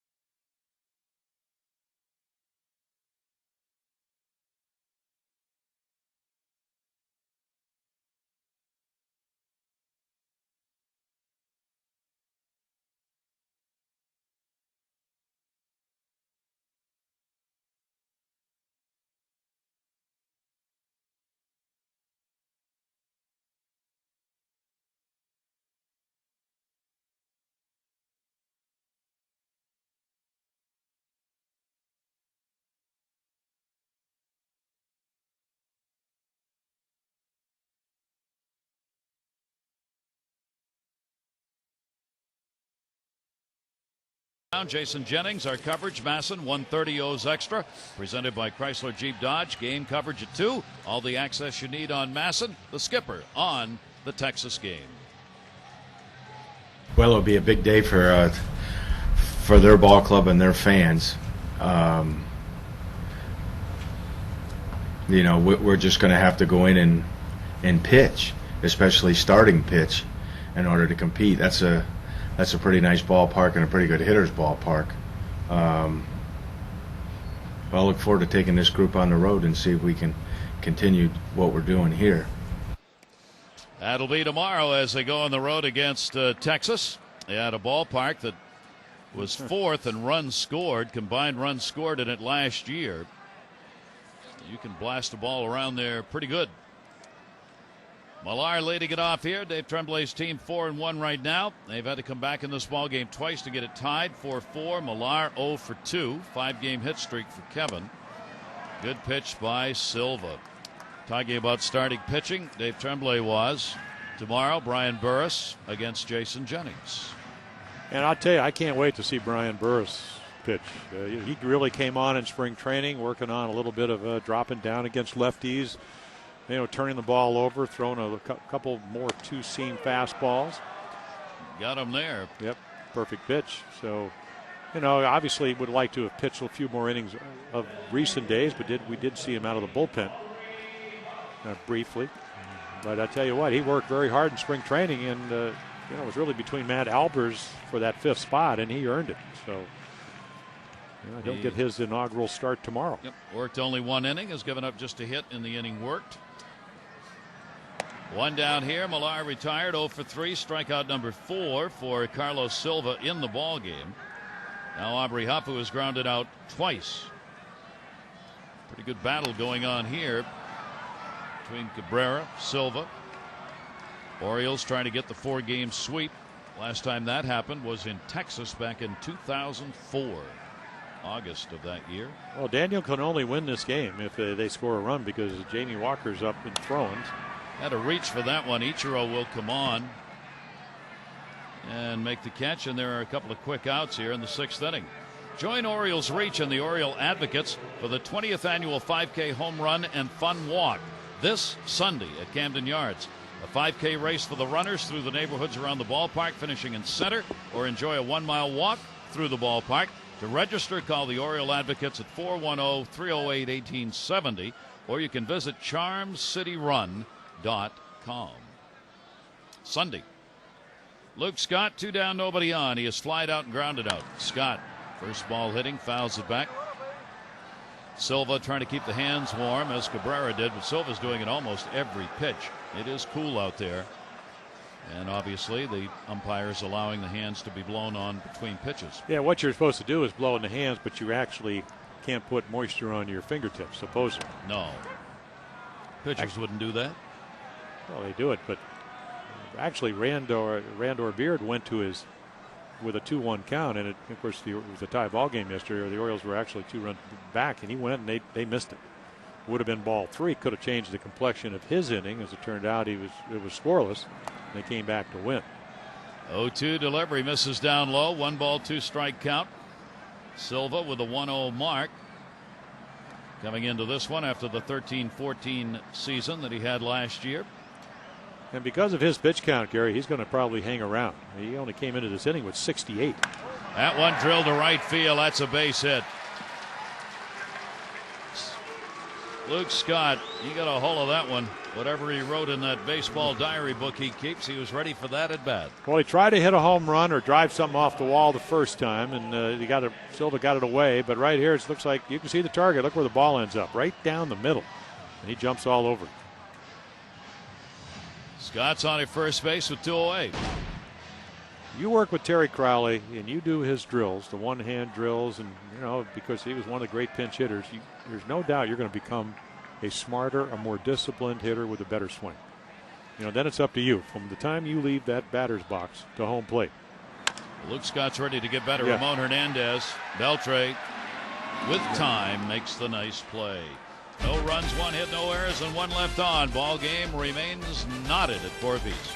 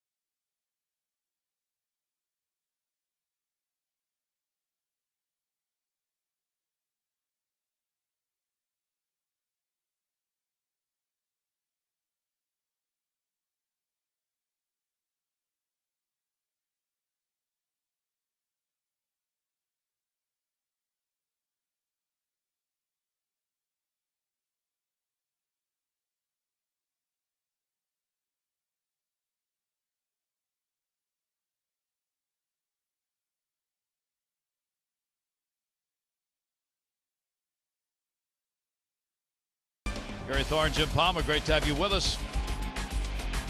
Oriole Park at Camden Yards. Jamie Walker is coming out of the bullpen for 4 games. The Daniel Cabrera non-decision. Yeah, so Jamie pitched on Wednesday, pitched on Friday, Saturday. 2.2 or 2 1/3 scoreless innings, only the 1 hit, 3 strikeouts. That was his first appearance of the year when he struck out the side. So just coming in, and you know what? He's got Ichiro leading off. Get him out, get top of the order, and see what your offense can do. Battle of the bullpens. Orioles have their closer. JJ puts their closer on the disabled list. I saw Miguel Bautista, and it looks like he may be doing some closing if the Mariners would have a lead this afternoon.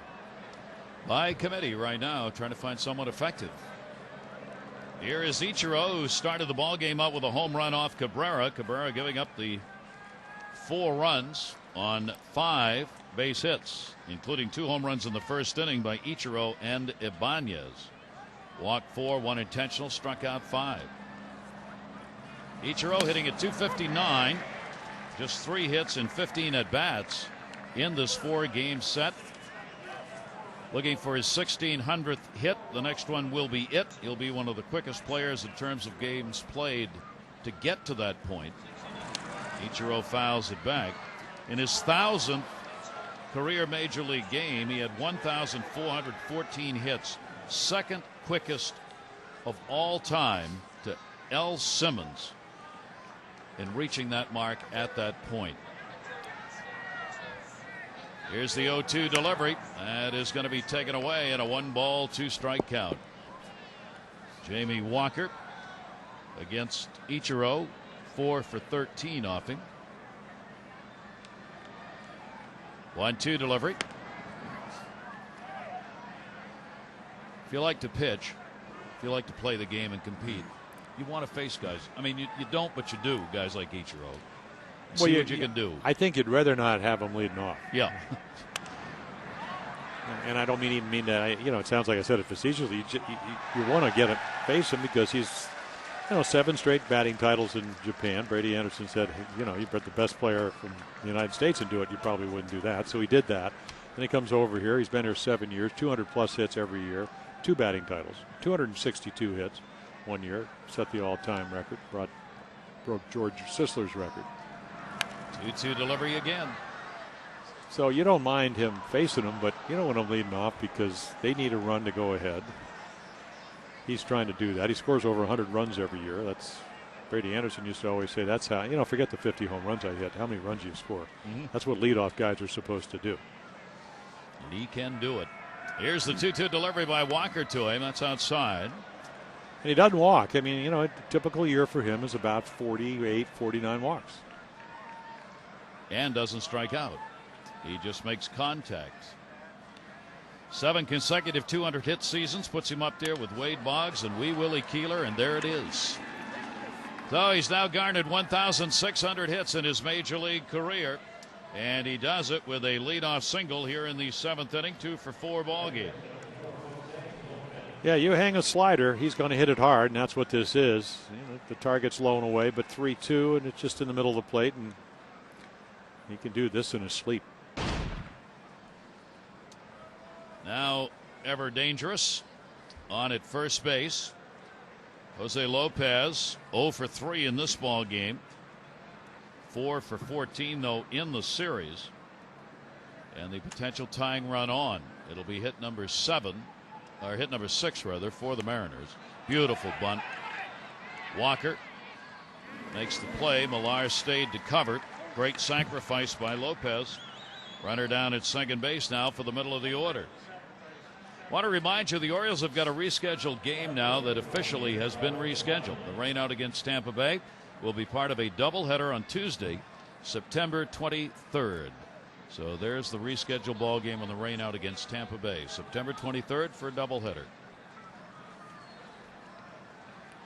Potential go ahead down at second base. Ichiro, Lopez the sacrifice, and Raul Ibanez coming to the plate right where Seattle would want it, as Ibanez has done some damage. A home run, a double, 2 RBIs, and 3 times to the plate in this ball game.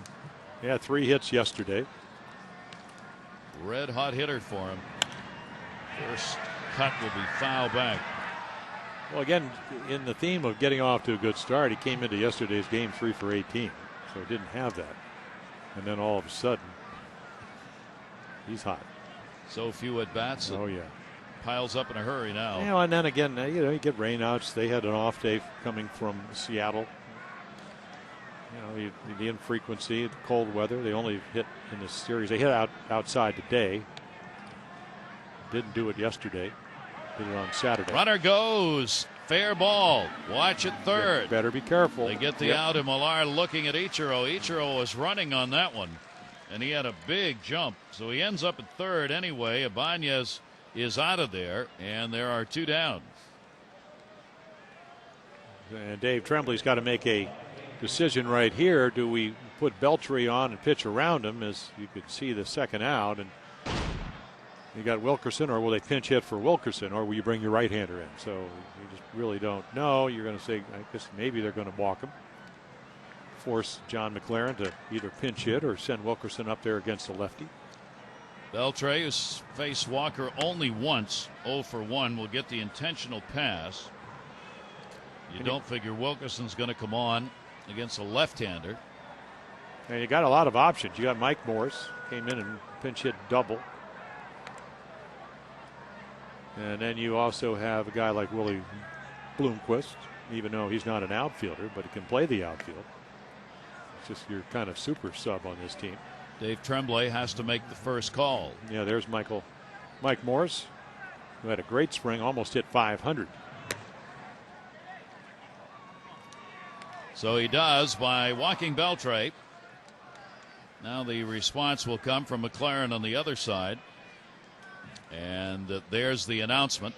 So officially now, Morse is in the game, as he will come on to pinch hit with 2 down, 7th inning. Runners on at first and third base, hitting for Wilkerson.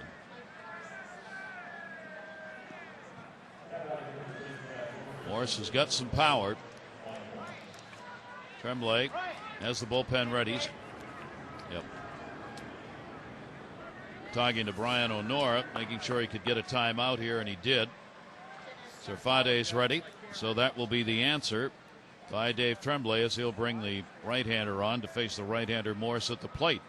Key moment of the ball game, first and third, tie game, 2 down, 7th inning.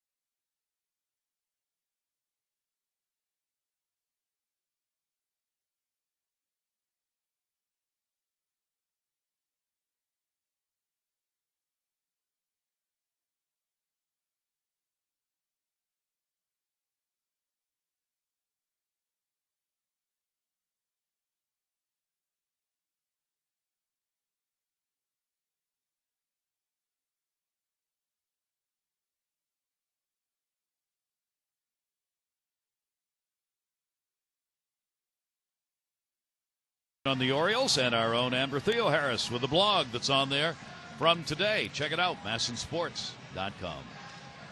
With Jim Palmer, I'm Gary Thorne. Great to have you on board. Bullpen back to work, and it has surely been a good one. Early on, first week, Toronto's got that big .69, but the Orioles are right there with them. Yeah, 2 runs in just a little over 18 innings. So Dennis Sarfati, we've seen him. This will be the 3rd time. He came in the Tejada trade from Houston, and boy, does he have an arm.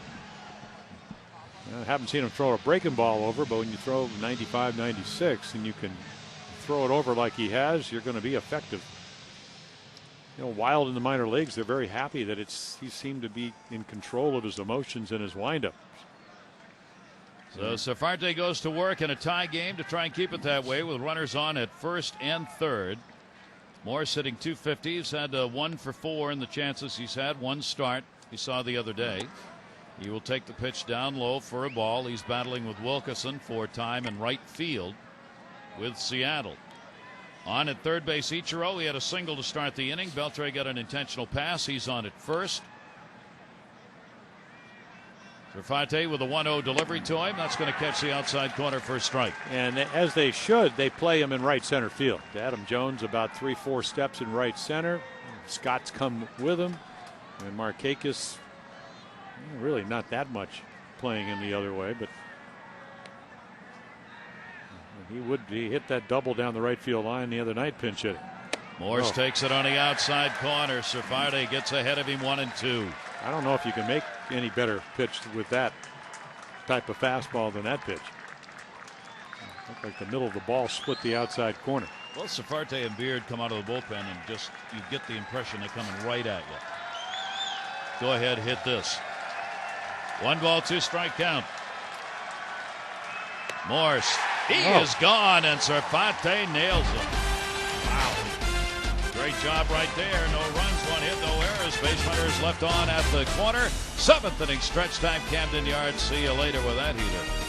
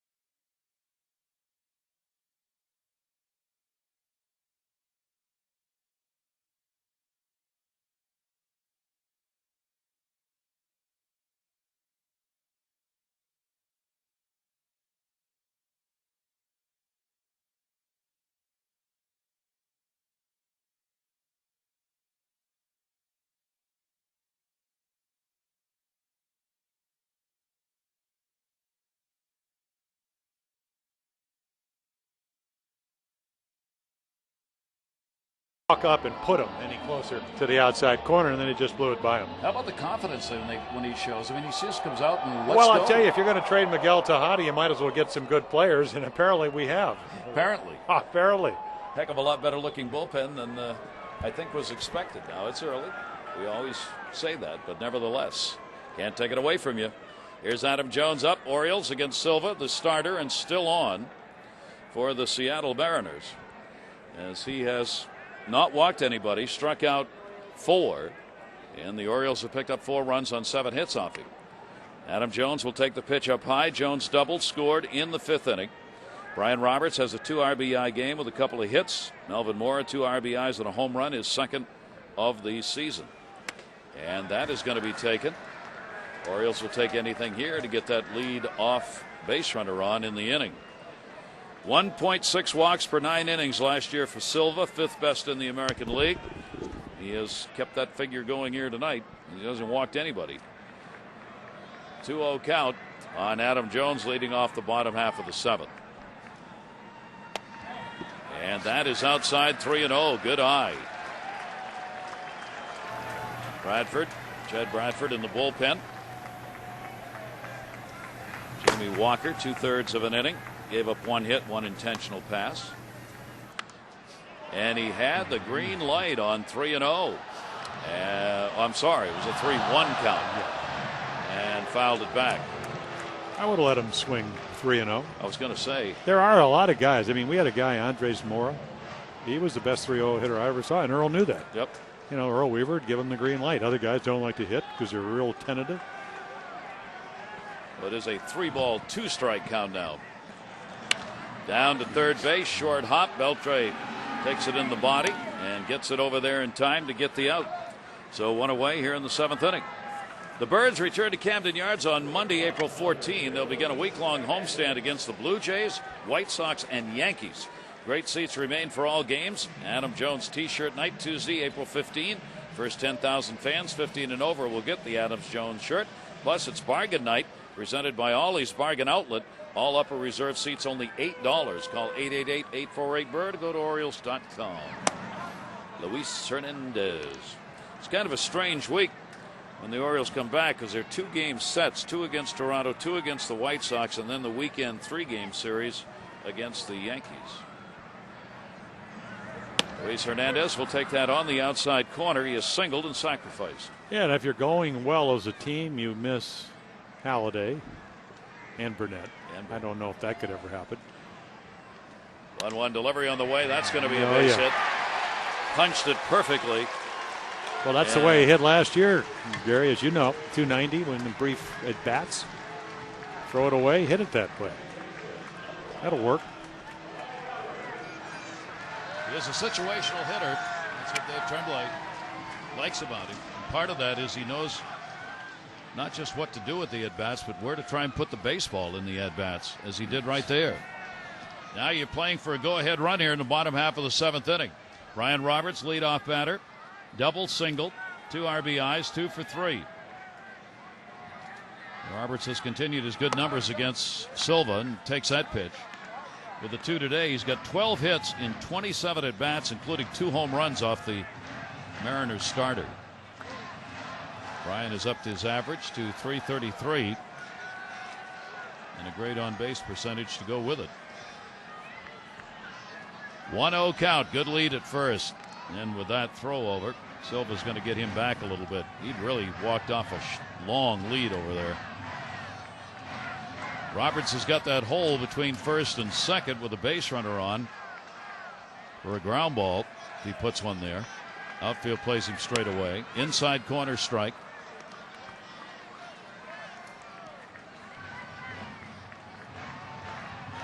Fans here in this first homestand have had a chance to see some good baseball, exciting baseball. Games that have been well played, close, even the Birds on the edge of his seat. 1-1 delivery. That's going to be a base hit into left field. Brian Roberts on again, a 3-hit ball game. Hernandez to second base, 2 on and 1 down.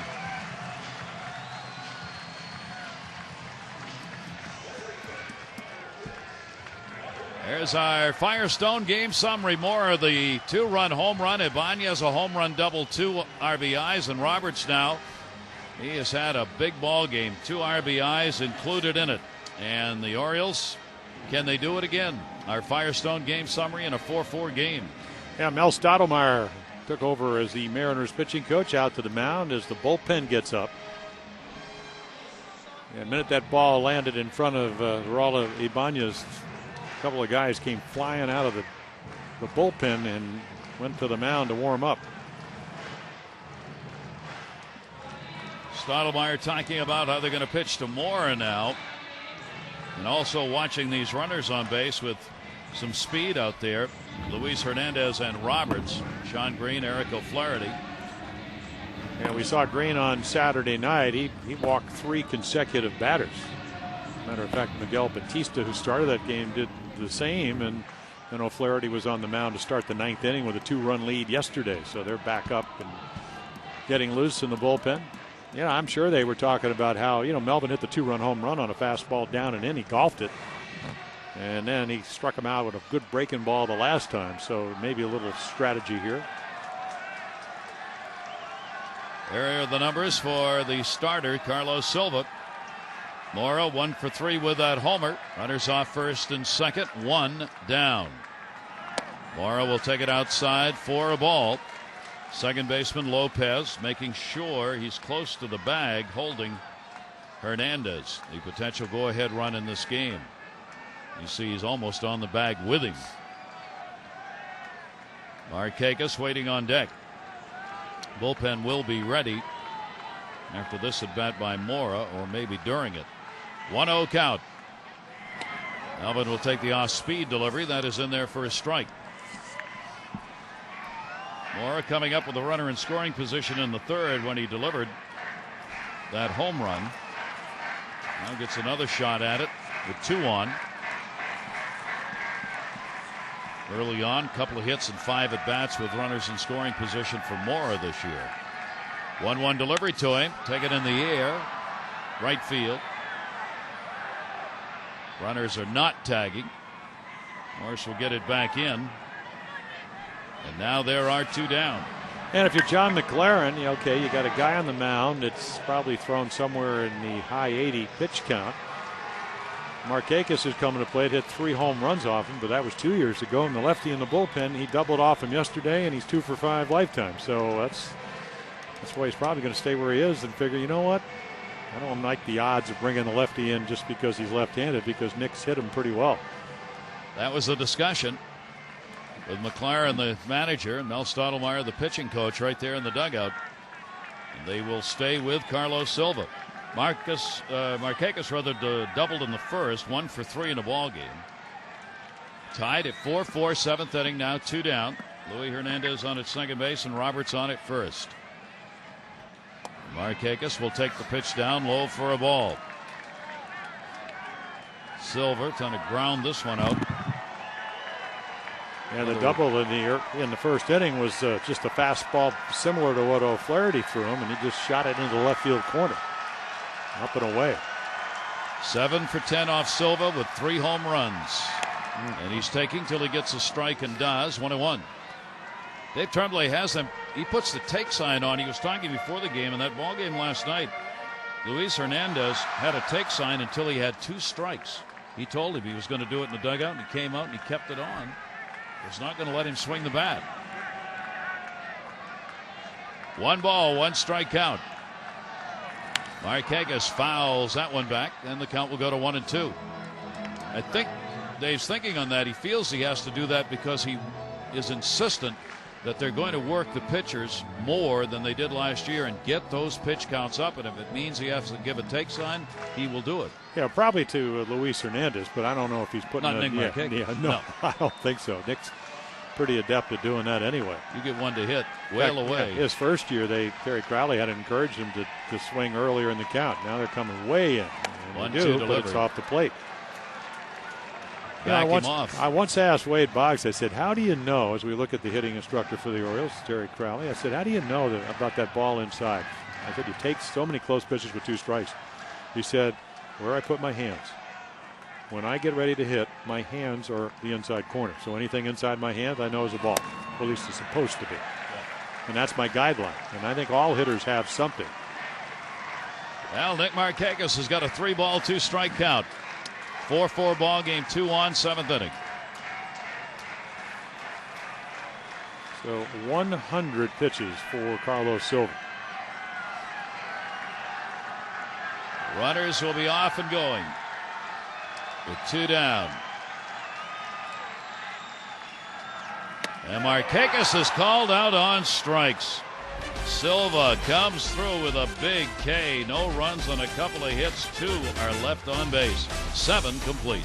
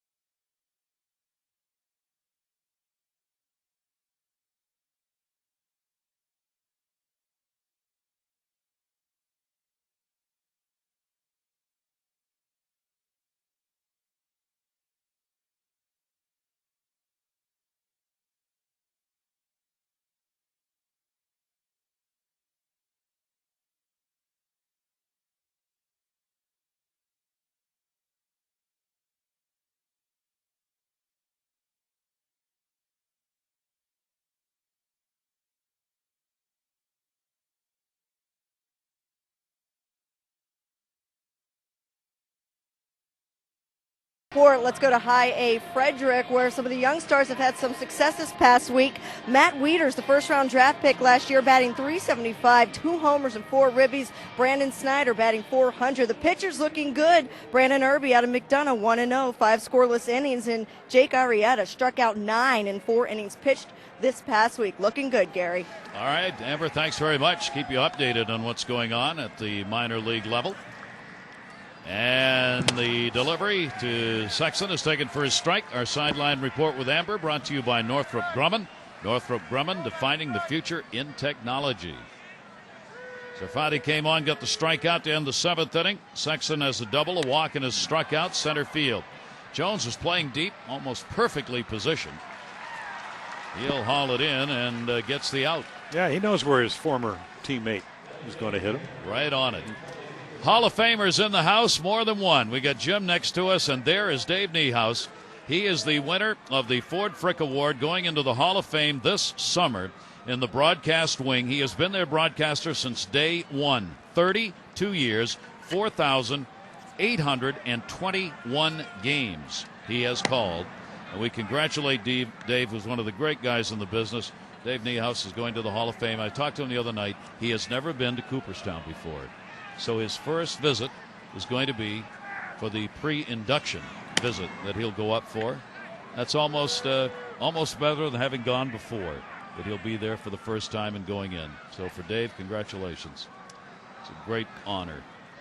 Vidro up there, intentional pass, fielder's choice, and fly it out to right field. 2-0 delivery to him, so Fardy gets the strike on him.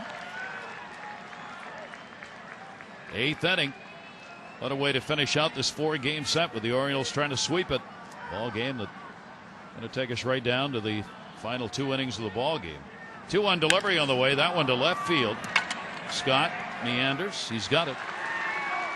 2 quick outs here. Time for you to text in your vote for the AT&T Player of the Game. Here are the candidates tonight. A, Mora. B, Roberts. Or Luis Hernandez. C. Text in your vote now to have your voice heard. A, B, or C at 51862. Roberts 2 RBIs, 3 hits. Moore has had the home run, 2 RBIs. Luis Hernandez, a couple of singles, sacrifice, and a run scored. I think the impressive thing about Dennis Sarfati was not only the 99-mile-per-hour fastball for the strikeout last inning, but the way he's pitched under control. Maybe not right there, but staying within himself. Even when he got behind Vidro 2-0, made good pitches. But this guy, you got to be a little bit careful. Fastball hitter looking to drive a pitch in the middle of the plate. As he did there. Yep. Of course, 96, a little bit out of the zone is tough to get on top of.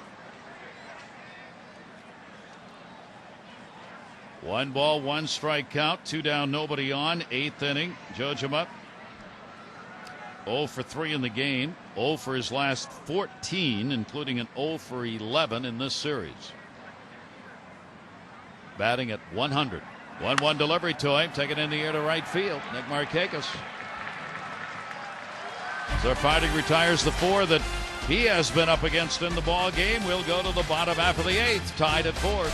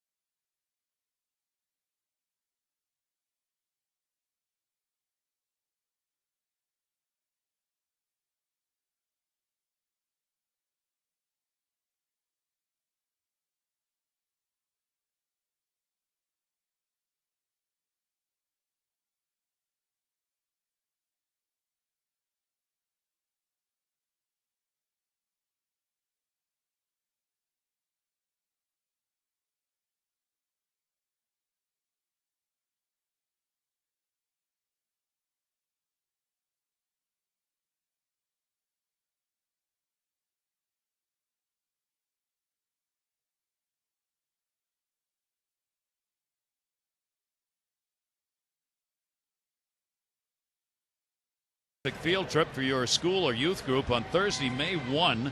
Don't miss the Field Day Trip Day. You'll spend the morning at Oriole Park. WJZ's First Warning Weather Team will have an educational program about the weather and its effect on baseball. Then you'll spend the afternoon cheering on the O's. Tickets start at just $6. For details, call 888-848-BIRD to go to Orioles.com. That's for the May 1st Field Trip Day.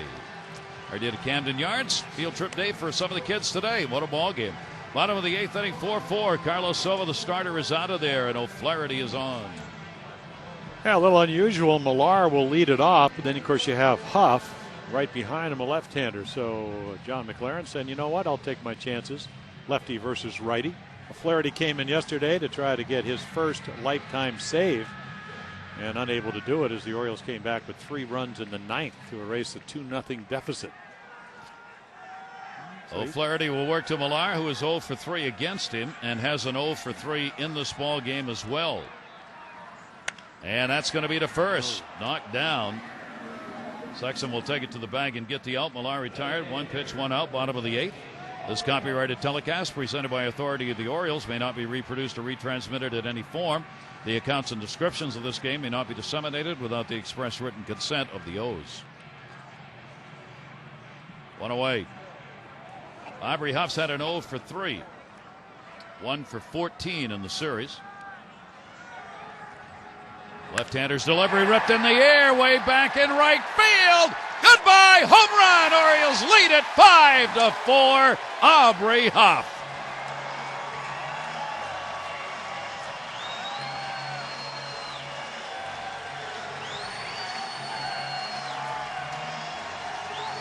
Well, there you go. 10th lifetime home run up against the Mariners.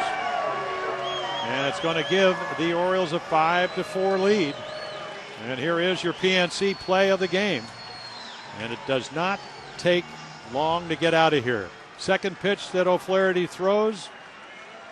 Millar hit the first one to Sexton. Next one's in the right field seats. Aubrey Huff and the Orioles are on top. Gets his second home run of the season. And again, the Orioles go against the bullpen of the Mariners and celebrate the second home run, 4th RBI for Huff. And a 5-4 lead. Luke Scott is singled, 1 for 3. So Flaherty gives up the dinger. Flaherty has had no luck in this series against Baltimore. He has surrendered a couple of home runs this season. One, his first. It's the way the game's played, if in fact that's what he wanted to do. Luke Scott will now try and drill one.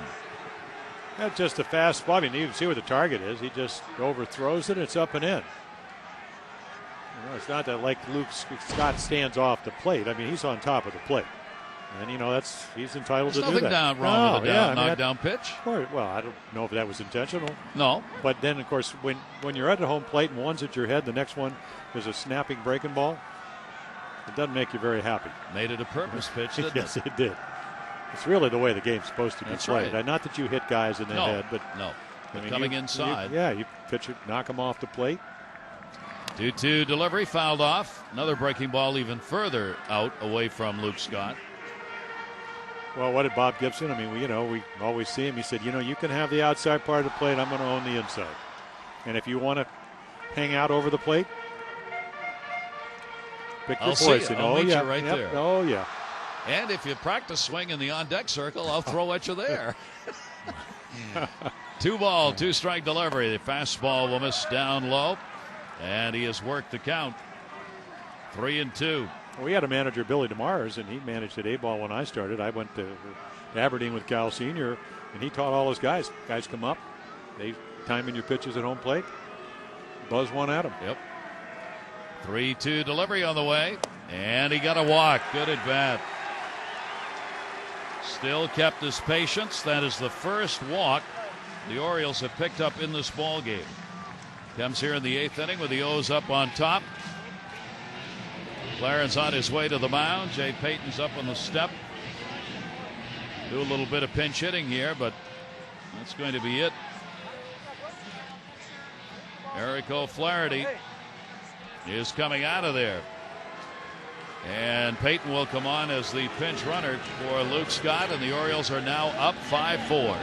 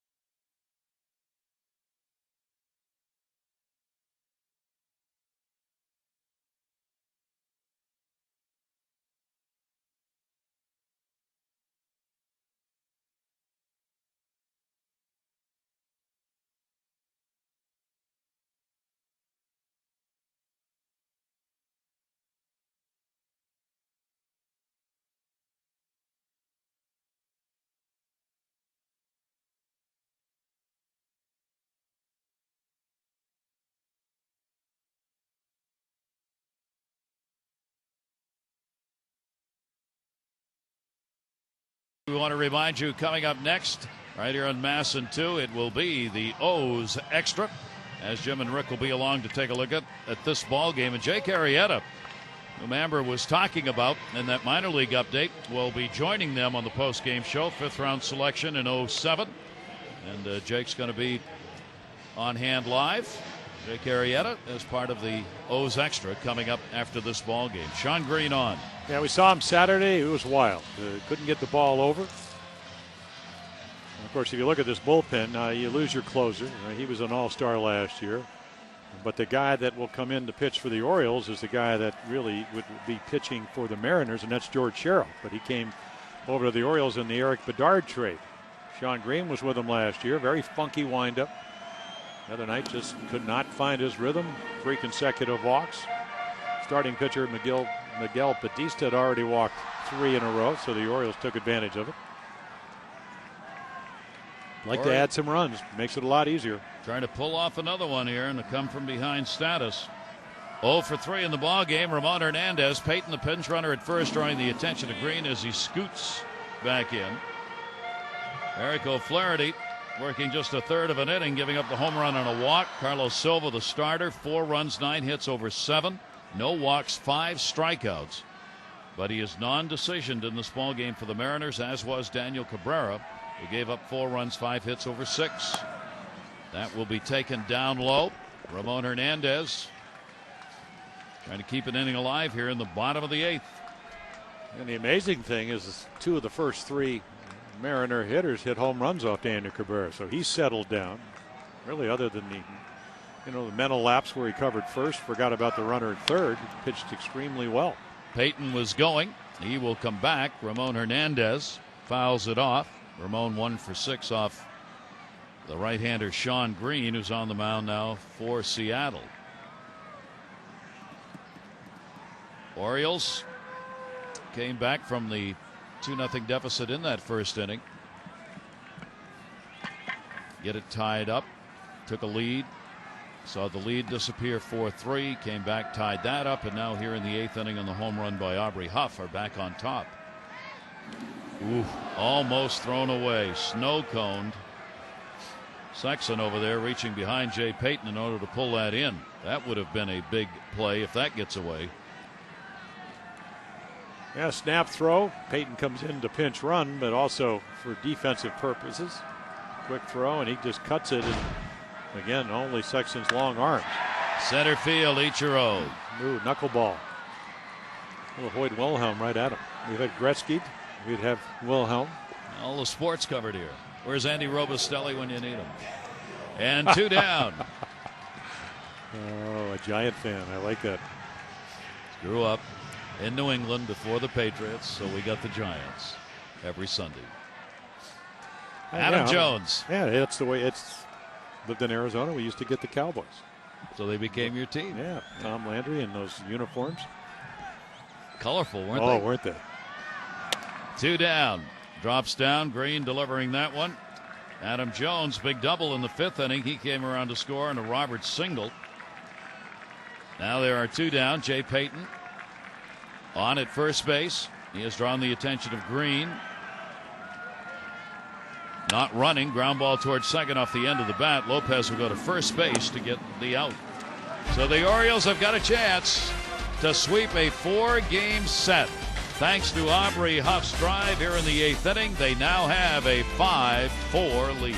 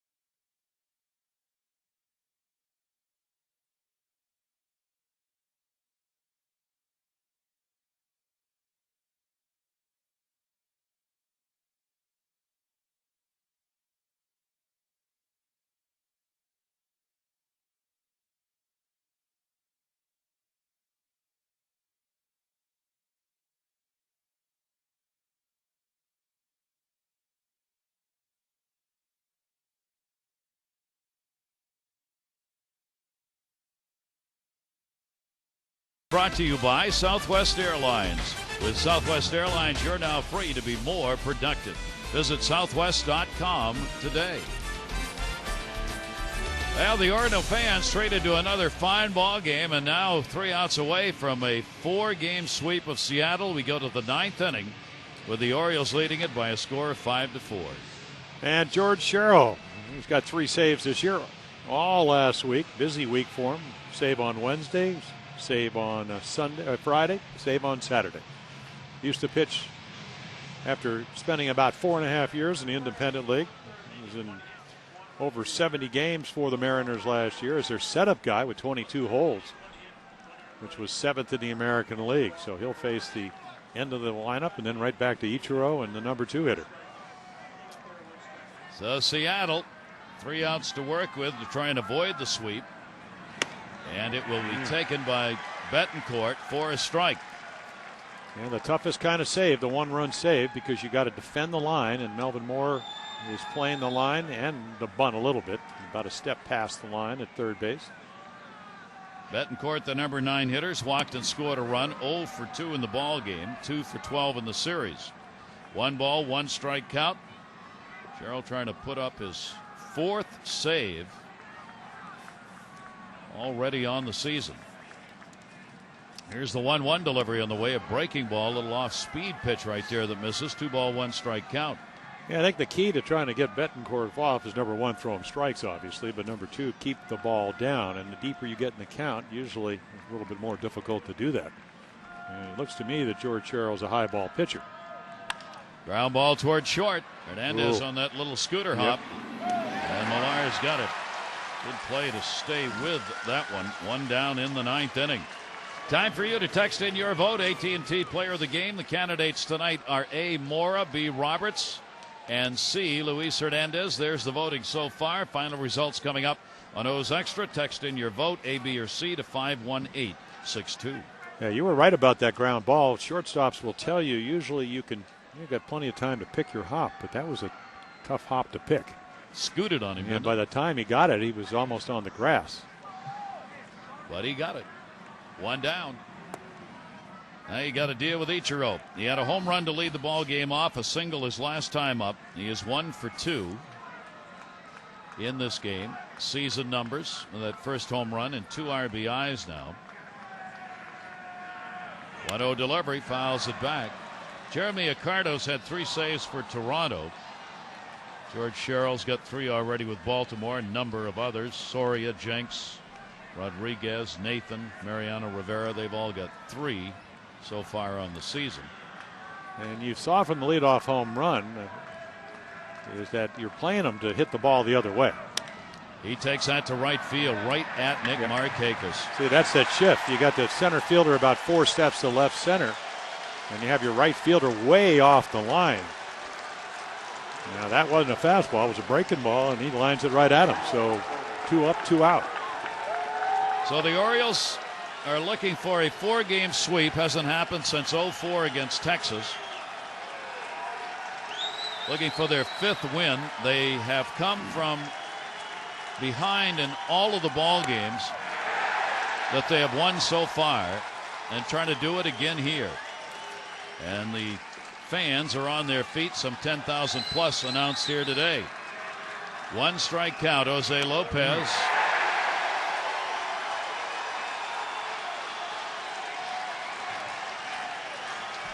Again, another high ball hitter, and what does Sherrill do? Throws 2 right at the knees. And who knows these guys better than he does? 0-2 delivery. Sarfati would get the win, an inning and a third. He didn't give up anything, got a strikeout. Walker 2/3 of an inning after Cabrera gave up 4 runs, 5 hits over 6.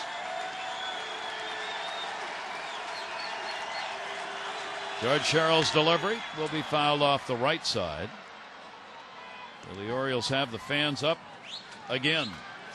Magic was the word quoted around a lot of publications, and even some of the players smiling when they said it. Nevertheless,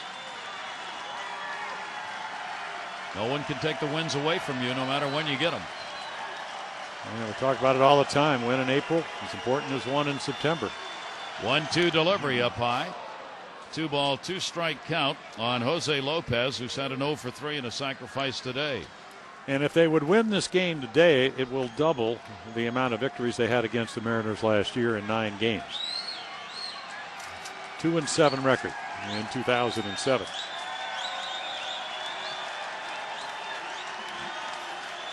Two delivery.